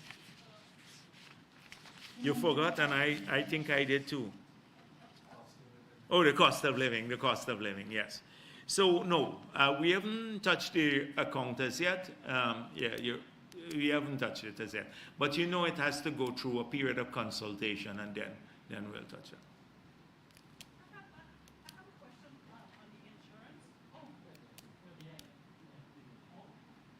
All right. Just for clarity, you said that the co-ventures have worked out the ratio of payment for each for the insurance, and they've been issued with the certificate? No, what has happened is that apparently they're each liable, they will do that. But the 600 million that has to come from the local company to the EPA, they have the certificates of the $600 million, right? The 600. The parent guarantee is separate. We don't have that as yet. But the 600 million, remember the event-based one, that the EPA has permit now from the local company, which covers all the ventures. Right. Which has not been concluded, was never concluded. Because they have a ratio payment work out of that, so that's the co-ventures. Yes. When that's part of the arrangement. So when that is concluded, so we're fully covered and we have the certificate for that one-off event. And the way it works, the one-off event, you're covered for that. then you have first call on the assets of the company, then you have to trigger the parent guarantee in case it can't cover. So the assets of the company now, the last time we checked, Mr. Lal thought it's 100 million, but it was $6 billion US dollars. I think it has gone up now significantly more. So it's the first call. So that is what later you will see the parent guarantee with those proportions. Yes. Good afternoon, I want to deal with the Marriott and the apology you're asking for on the solar issue. I have two questions, and I have two follow-up questions from my reporters. All right. May I ask them first? Yes. Okay. I'm waiting for the apology. right. Thank you. Right. All right. I asked that similar question, the exact question my reporter asked you at the last press conference, in which I said the IMF, and all the world is asking to cap the interest rates. And when you were walking out, you did not answer it. When you were walking out, you said, Glenn, you will answer that question at the next press conference. Here you're telling us that you will answer that question. Let's hear you on the first two things first. So the Marriott, because I love to hear who the secret investor is and how much money was paid to them. So can you tell the country now, tell the people of this country, you've been at this for 10 years now, who the secret investor and how much money did they receive? I would welcome any lawsuit from anyone on what I have said on the Marriott, and because what I've said who is factual. the secret investor? Wait, it's factual. I am talking about Republic Bank being the loan guarantor. Republic Bank, according to you and your government, was tasked to put together a consortium, sir. That is on record. If you Google that now, you see it everywhere. A syndicated loan was emerged out of Republic Bank Trinidad. You're confusing. No. Let me finish. You asked me to explain, and that's what I'm doing. A syndicated loan was put together by Republic Bank Trinidad for the investment into the Marriott Hotel. And that is how their investments came there, along with the GT&T shares. What I'm saying here is what was reported by your government. To this day, the problem. Wait, I'm coming to the secret investor. Yeah. I'm coming to that. On to this day, Republic Bank have said clearly in statements, that they were never investors in that Marriott Hotel. They were only tasked to put together a consortium. But do you realize? And let me finish, please. You're not finishing because you're confusing. That's the problem. The secret investors are knowledge, you can't. Yes. All right. Yeah. Okay. All right. So come to tell us the secret investors, and this is all fluff. The secret investors, when the coalition went into office, they could not bear the burden of the Republic Bank loan through the investors, and they requested a meeting with the private investors, and the bank told them very clearly that we cannot divulge information about our clients. So isn't that secret? You sound as though. So APNU tried to meet with these secret investors. Yes. And the so-called secret investors, and Republic Bank said to them, we can't tell you who the secret investors are.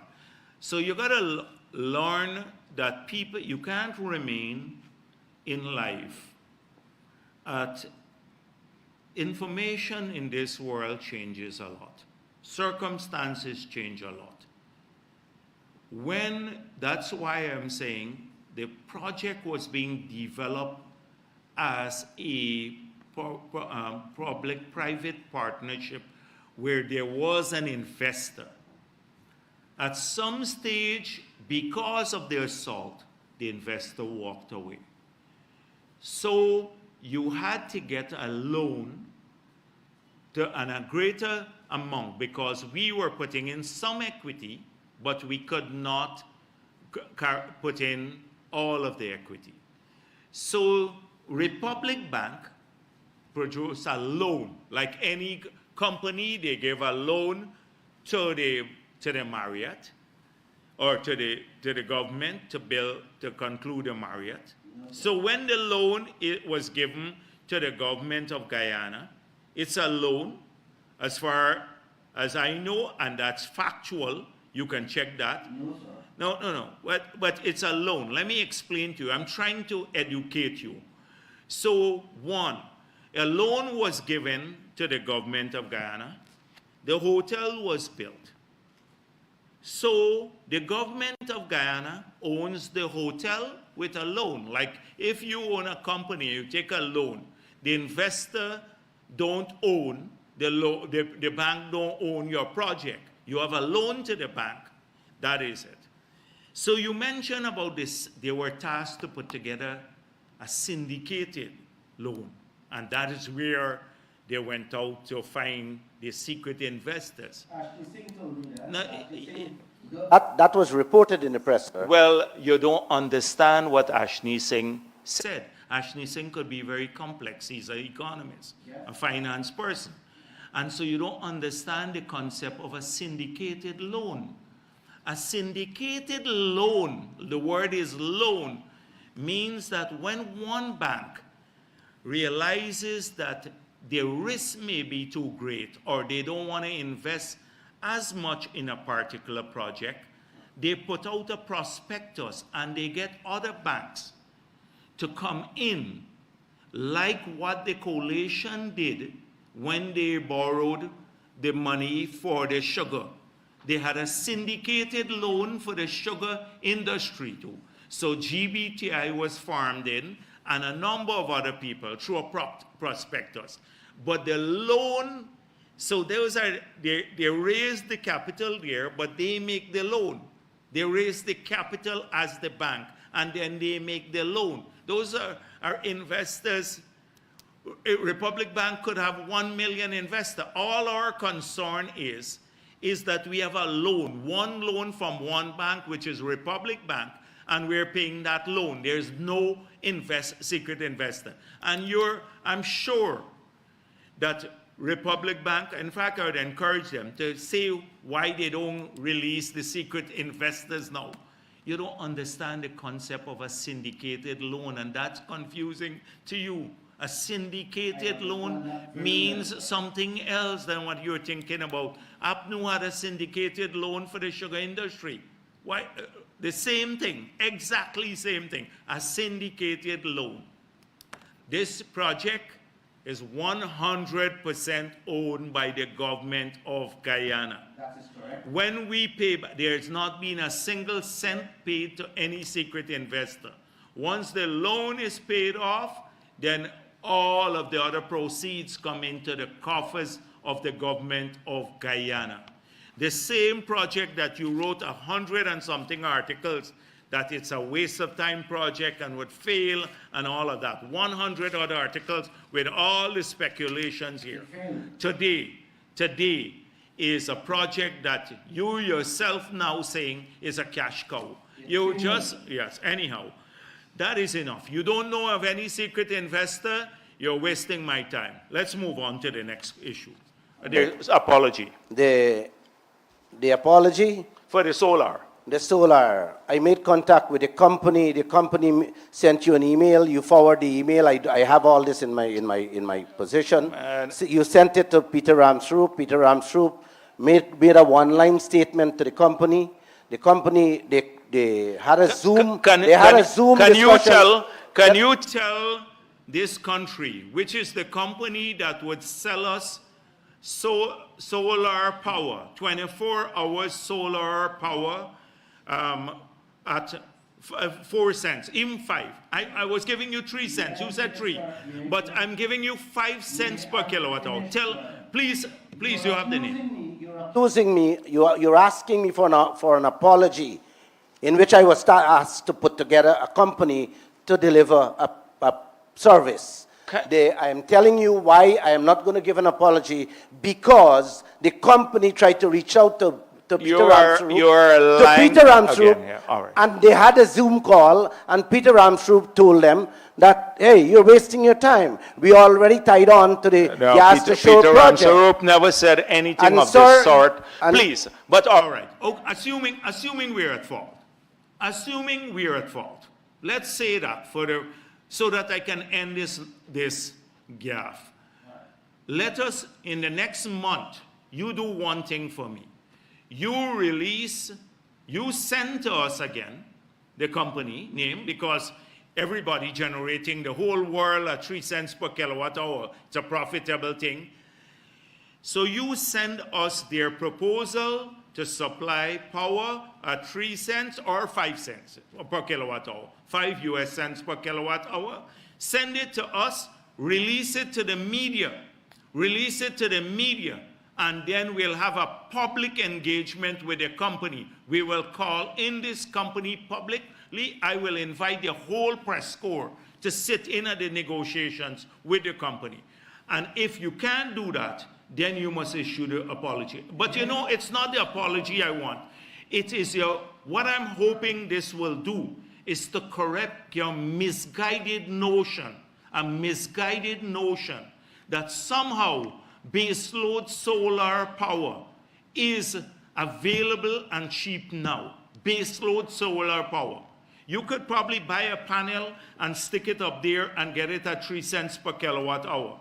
But the moment you have to buy a battery, they're not making batteries now off the shelf that would store 300 megawatts of power. Where are you going to get a battery like that to store that? And then if you don't put batteries, the moment the sun goes down, you still have to build a 300 megawatts power plant to when there is no sun or cloudy days to supply the power. I'm trying to inform you, but you're stuck on this rhetoric. It's the same thing, like you can't evolve from the past, where you're not even prepared to open up your mind to this possibility. I'm saying to you, look at the technical issues. If this was so cheap, you think you're smarter than all the technical people in the world? Why isn't the United States only going for solar? Why isn't Saudi Arabia only doing solar? Saudi Arabia is a desert. Or why isn't Mexico only gone to solar power? If they can get baseload solar power at 3 cents per kilowatt hour, 24 hours a day. No, the whole world will go that way. The entire Caribbean will go that way. You think, but it's not possible at this point in time. It's a fact that solar panels have become cheaper over time. But there is a difference. That's what I'm trying to say to this bulleye. When you have a house and you put in a solar system for your household, versus running a grid, a national grid. Very different things. You think the world wouldn't have gone this route? That you and Belai smarter than all the technical people in this whole world? But that's how you behave. And so we now have settled on a new thing. I'm forgetting all the old apology. We're working on a new one now. So you will, within 2 weeks, you get this company, you submit their proposal to us, share it to the media at the same time. Put it in your newspapers. Put it in the front page. This company now is supplying at 5 cents per kilowatt hour. They're ready to sign the contract for 24 hours baseload power. And 24 hours baseload, that means battery, not to just come and tell us only when the sun shines. And that's one. And two, when I will invite them publicly, and you will sit in at the negotiations too. I'll have you on our side. Since then you will see what it takes to get some of these deals going. So that's the second thing. So we move on now. Yes. On the other issue about capping, etc., I said all of these issues, the interest rate capping, it's complex. It deals with the cost of raising capital, whether it's competitively sourced, the availability of money now for the oil and gas industry. You know, many banks in the world today will not lend into fossil fuel, anything to do with fossil fuel, because they're moving away from that, their lending policy. Raising capital for this industry. We've seen in Guyana's case, you don't need to go far. The Biden administration vetoed the loan that Gisby had from the IDB, claiming that it was going to go for the oil and gas industry. And this is a local company trying to put in place only the infrastructure to service the oil and gas industry. And they got their loan vetoed. Vetoed. And so it's not easy to raise billions of US dollars in capital. So interest rates are reflective of the cost of raising capital. Sometimes it's better to have equity come in, and other times it's interest. It's a complex issue. But so the concern has been raised, just like all of the other concerns in the PSA that I have mentioned, that you write about every day, that I mentioned, but we have a differing view on how we address them. We address all of them now for the 9 contracts that were issued from Ramatar era, the whole Ramatar era, and Trotman, and then all of the 14, hopefully 14 new ones that we will sign. That's 23 new contracts will have the new law, the new PSA, all of these things about capping cost recovery, 10% royalty, all of that will be in the new one. The Starbrook block, we said before we came into government, we're not doing this.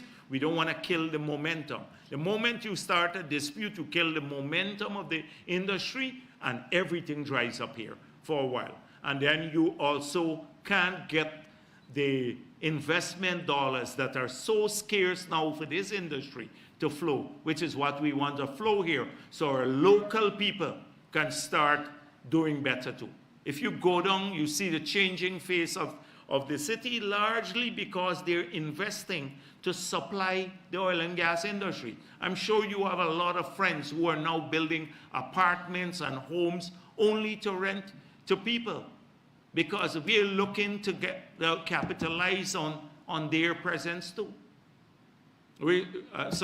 So that is my position. It's a complex issue, and sometimes you can't give a one-word yes or no answer, because it's a complex environment you operate in. And that's what I hope that you would understand. You make everything almost political, and in a way that is very disparaging and all of that. We can have a healthy debate without going that route. And it drags us down into that kind of debate, where we would hope to have a proper, dignified debate, but that people understand each other. You can't be more patriotic or nationalistic, or not nationalistic, but more patriotic than I am. Since when you think you're more patriotic than I am? And so because you shout, oh, Guyana, you're giving up Guyana all the time. We fought in those days when things are off, and you got your bread well buttered too, as many people have said. We got to look after other people. Anyhow, don't go there. So, anyone else? No, sir, you didn't take any question from me until now. Oh, you didn't take? You didn't take, I didn't get a question in. You asked about your 2 things. All right, ask me another question. Yeah. And now I will know if he understands anything. Sir, please tell this gentleman, don't disrespect me. All right. Thank you. Thank you. I just want to at least let us be civil, as you said. Yeah, sure, yeah. At least could you share the information with us on the interest rate we are paying presently? All right, okay. That's a very simple question. But what we are paying. Don't you think the nation should know that? Yeah. Good, thank you. Now, I want to follow up on the question Kiana Wilberg asked you on the insurance company. The oil company will only pay eligible cost. So said the contract. Contractor Exxon, insurance policy Exxon. What do you say about that?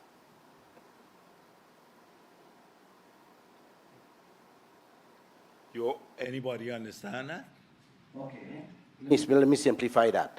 ExxonMobil, we are told today, is the insurance company providing insurance to the oil field out there, providing Guyana with insurance. And the contractor who's ExxonMobil, have to give okay before any insurance is paid to Guyana. That's the contract. Kiana, you have the contract, part of the contract No, here. no, no. Yeah, give him the contract, please. Let me read the section. Give him the red contract. I don't know what he's saying. I'm confused. I think he's confusing lots of things. I understood what Kian and the other reporters said, but I don't understand what you're saying. Wait. You should get the journalists to ask questions, man. You're a politician. You come, let the girl ask the question. Yeah, please sit down back, yeah. Mr. Rutledge has said in the previous press conference that Guyana, it would only pay for eligible costs with regard to an environmental disaster or any damage that takes place. Oh, So there's a concern of the relationship between ExxonMobil, the insurance to Guyana. There's a concern whether government, what measures or steps government would take to ensure that it is not ExxonMobil that is deciding what is paid to Guyana in terms of any environmental damage. sure. So the issue is that whether, so that's a crucial issue, what you're mentioning there, as to whether the insurance would be on demand from our side, or it has to go through a process of ensuring that we're not demanding things. That's what they are saying, that they did not cause. So that's the resolution now that they're working through. That's one of the last issues on this parent guarantee resolution that I told you that they're going to resolve shortly. So that is clear from our side. We don't believe that Exxon should decide on the eligibility. But they're saying you can't also decide. What if you say this? So you probably have to find an intermediate step to make sure that it's assessed and with a party that both sides are comfortable with. So that is a critical issue for us. But they can't determine on their own that whole letter guarantee. Our view is that the 600 million is available, and should they even exceed, remember they have, I don't know what the last filing was, but probably be about 8 billion, 9 billion in assets or so. I haven't checked it. But the last time, a year and a half ago, was $6 billion in assets. So that's the next step for us. If they can't, the 600 million can't cover the event, and they can't get, say, cash flow. We have all of these assets for the company. But that point that you made just now, that's an issue that they can't decide what is eligible. Okay? So, but I understood the girl. I didn't understand you. Okay. So my first question. Yes. This is my first question. That's your first question? No, those were follow-up You just questions. asked a question. You didn't know how to ask it. You were confusing the hell out of me. At least, all right. At least please. I got it over. Okay, all right. Thank you. Thank you. When will we know who are the beneficial owners of the Kaicho and Kanji oil blocks? Oh, I answered that question 100 times before. I asked for the mining contracts. You answered man. that. Anyhow. I'm asking about the Please, review. I'm not getting involved in your political campaign here. You keep that for the bottom houses, man. You go in the bottom houses. What? You're going back. Listen, Glenn, you have a limited understanding of the issue, so that's why you got to fall back. You can't deal with the complex issue that the reporter dealt with. So that's what we want to talk about. But you want to go back to the mundane things, you know, that you raised about 100 times. Which project you asked about? The field development plan reviews. Yeah, billions of US dollars, no, sir. yeah, but this gentleman asked Sir, me about. I listened to your press conference and you haven't said anything about oil. Anything. I haven't said anything about oil. And this is why we About need to oil. ask you questions about this in this $1 billion oil sector we're sitting in. It's either I'm mad or you mad. No, the review. One of the $1 two billion things, and I review. don't think I'm a madman, right? So this man said, I said nothing about oil. I answered several questions from your reporters about the oil and gas industry. I said, no. I'm not talking about the questions, I'm talking About your presentation, sir. Man, your did I not presentation. say at the beginning, that we are working to do a number of things? I said this. One, that these are complex issues, but we have gotten past a change in the Natural Resources Fund Act that would allow you, Glenn Lal, to know every single day we receive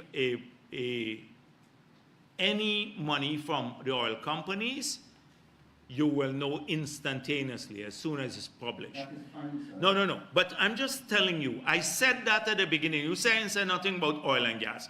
So I mentioned about this, the Natural Resources Fund Act. You know what you can do now as Glenn Lal that you couldn't do under APNU? You could know now before the end of the year, on December 31st, before Ashley Singh ever speaks, how much money we have collected for the year from the oil and gas companies. You can know that now as Glenn Lal. You wouldn't have known that in the APNU. Two, you can then take this formula that is now in the legislation, and you can apply the formula to the sum that we've collected, and you will know how much money will come from the Natural Resources Fund Act to the budget even before Ashley Singh presents the budget to the National Assembly. You, Glenn Lal, can know that.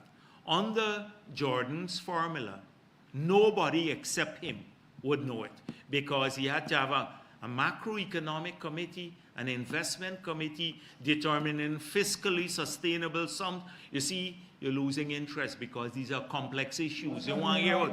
No, yes. But you just said, I did not say anything about the oil and gas industry. You don't expect, I came here and I said, Sir, what you have said here, Repeated that many times on many press conferences. Let me finish. You heard what I said at the beginning?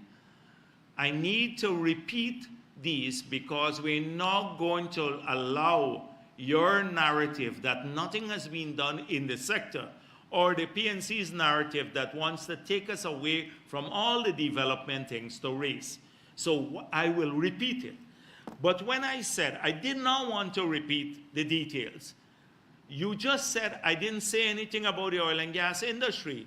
So I'm just telling you, I mentioned the reform of the Natural Resources Fund Act. Now I realize that I have to go through its component details to explain to you what you have today, what you didn't have in past, and yet you're saying we didn't say anything and we didn't do anything. I'm going through all the details, which can take days for me to do that. I don't think I can bear to see you for days, but I can do that. Because one thing I want to make clear, that this government has been busy addressing a lot of the issues that you shout about, but in a quiet way that is reflective of the complexity of the problem. It's not just black and white. So that's what I was trying to go. But if you want me to go through the details, you want me to go through the details, I wouldn't go through, man. You have to decide. You want me to go through? Expenses. You come back at this press conference and you didn't tell us anything. And if we are to ask you, you're going to say we're asking again. Yeah. All right. What about the expenses, sir? That's what we are addressing in the new PSA, man. We're addressing this in the new PSA. Not in the new PSA. Now, at present, what's going on with ExxonMobil and their partners? Now, presently, That is true. The audits just, how do you address you? If the expenses, clearly they have to make expenses. They have to have expenses. You can't get the FPSO for free. You can't get a screw for free. So they have to have expenses. But the issue is you have to hire auditors who know the industry, and they will then comment on whether these expenses, the expenses are reasonable. Are they industry standard? So that is what the auditors have done. And the auditors have said, we find that 28 million US dollars of your expenses are unreasonable because they were not competitively sourced. We also find of the 1.6 billion that $180 million you have not supplied adequate documentation for. So that is what they're addressing now, the expenses. That's what's happening in the audit. There are eyes on the auditors, and then once they're completed, the technical staff plus the GRA staff, they're the second line of defense at the technical level before it gets to politicians. Yeah, but sir, what you're saying There is from 1999 to 2017. Yes, but- I am talking about presently the No, billions. but the audit has just been done. The audit has been completed for that period. And now they have adverse finding too. And then they would have to go through the same process. Oh, you're not a reporter? You walk with a heavy, you walk in a battalion here, you all clean out Stabrook, Kaito News there. Right there. Me take away, boy, you hate me a lot. I take away his reporter. Yeah. I take away Kima from reporter. You hate me a lot. Critic left you on his own.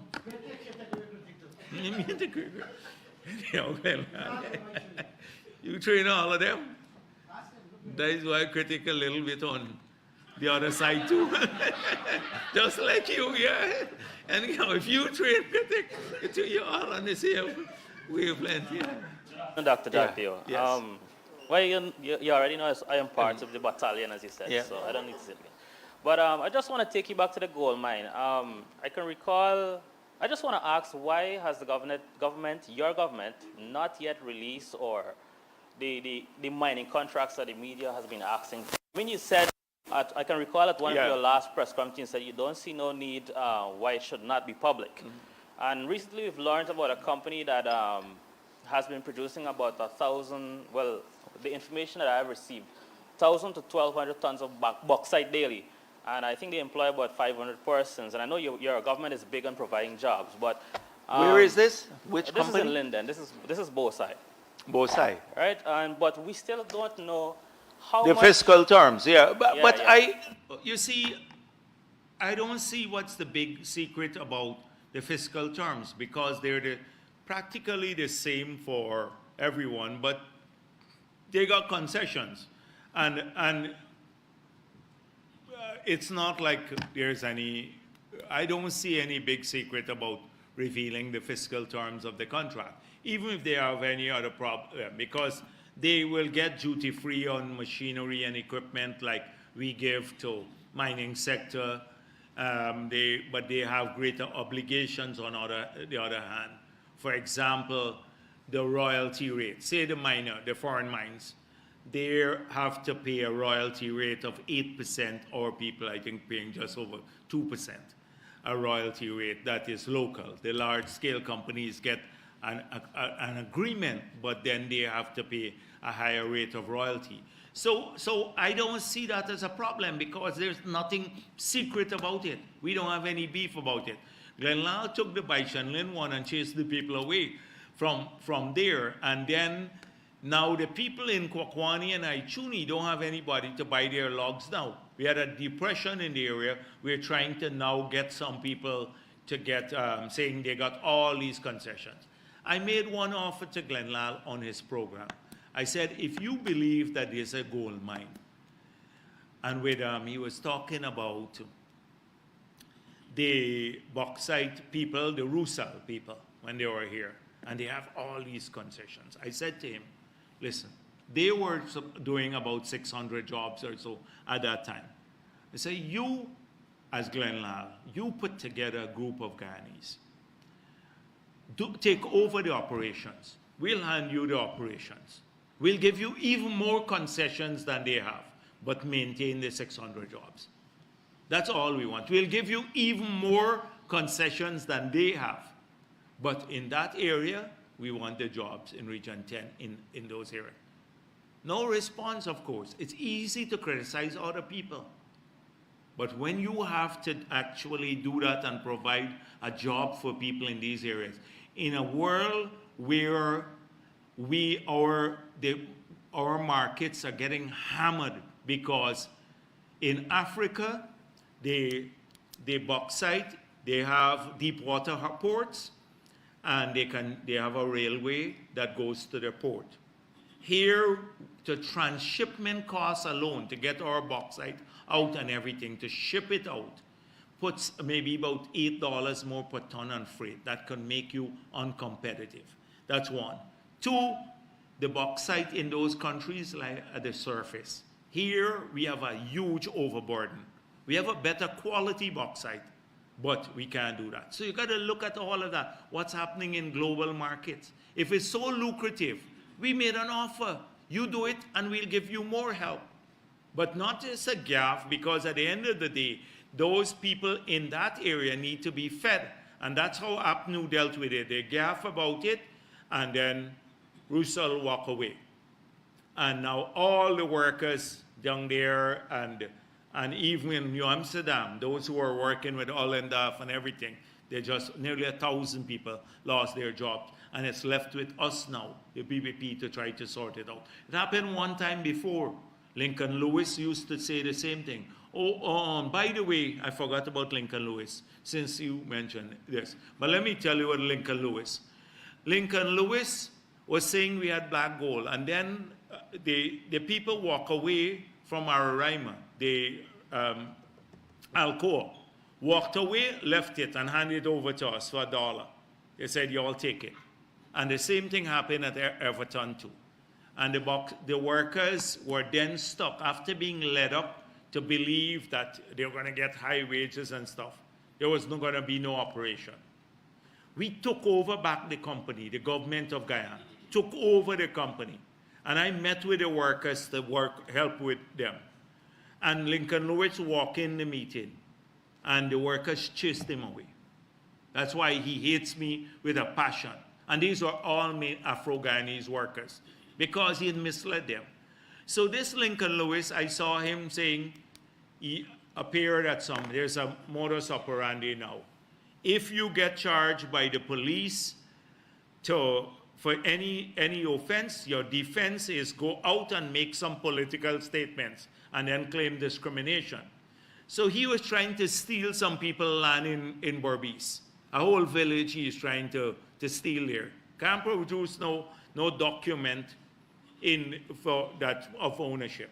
Carried people there who were with cutlasses to fight and all sorts of things. Got caught, the police looking for him because threatening behaviors. He was hiding.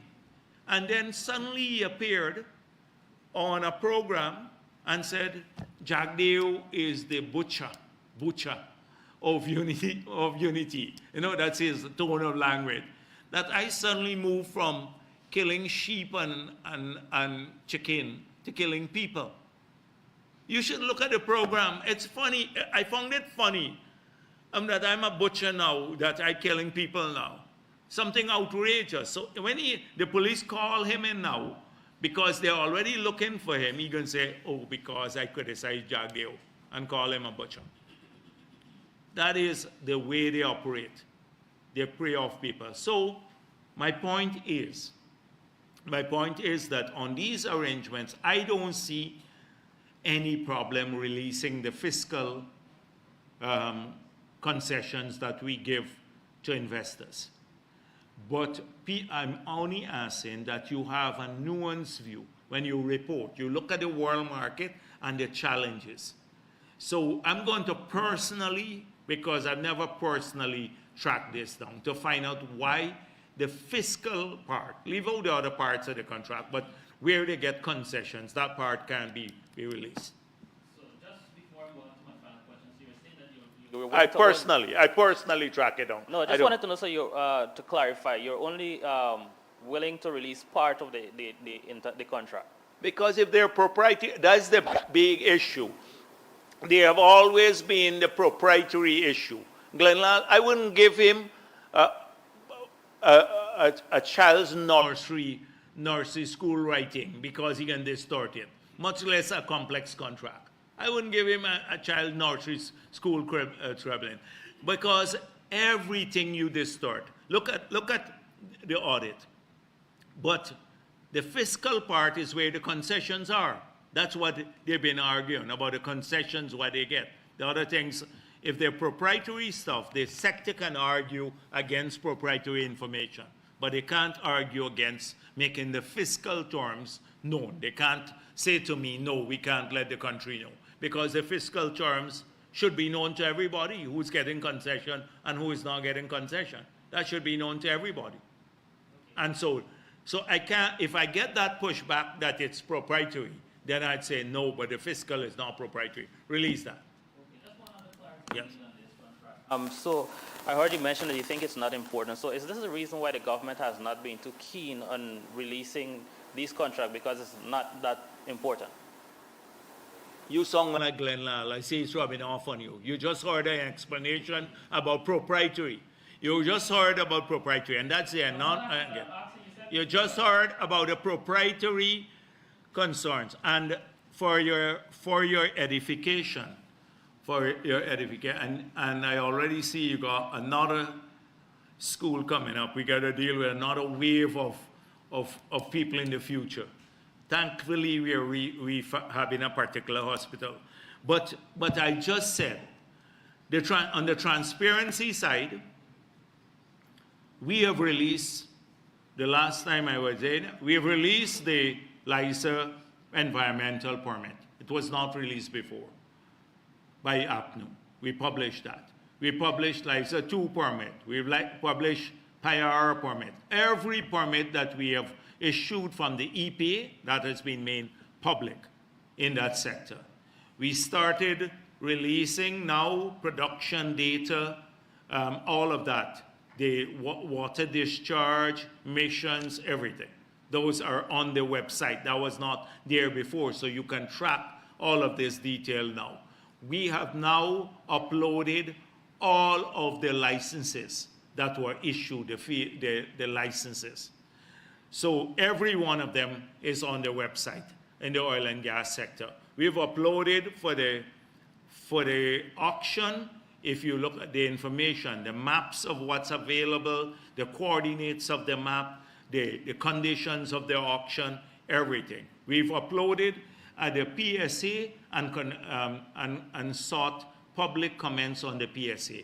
We have uploaded the new terms and changed those of the PSA, the fiscal terms. So I can go down the long list of things that were not there before that are there now. But the same way that Glenn Lal wouldn't want people to know his business, when you deal with government too, you as an individual, you want people to safeguard your information too. They talk about private information. So that is it. That is it. Not transparency, but about proprietary information. Thank you very much. Just one final question before I go.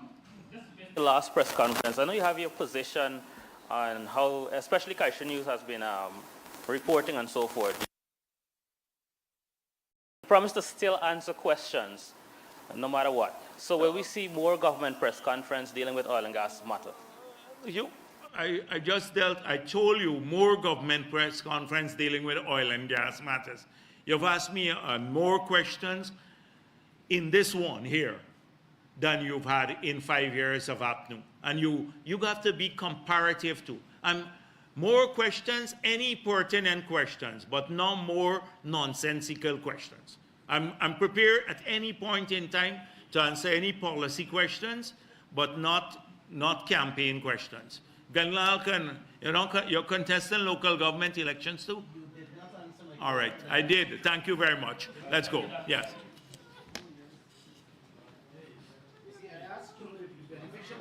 You train the critic here.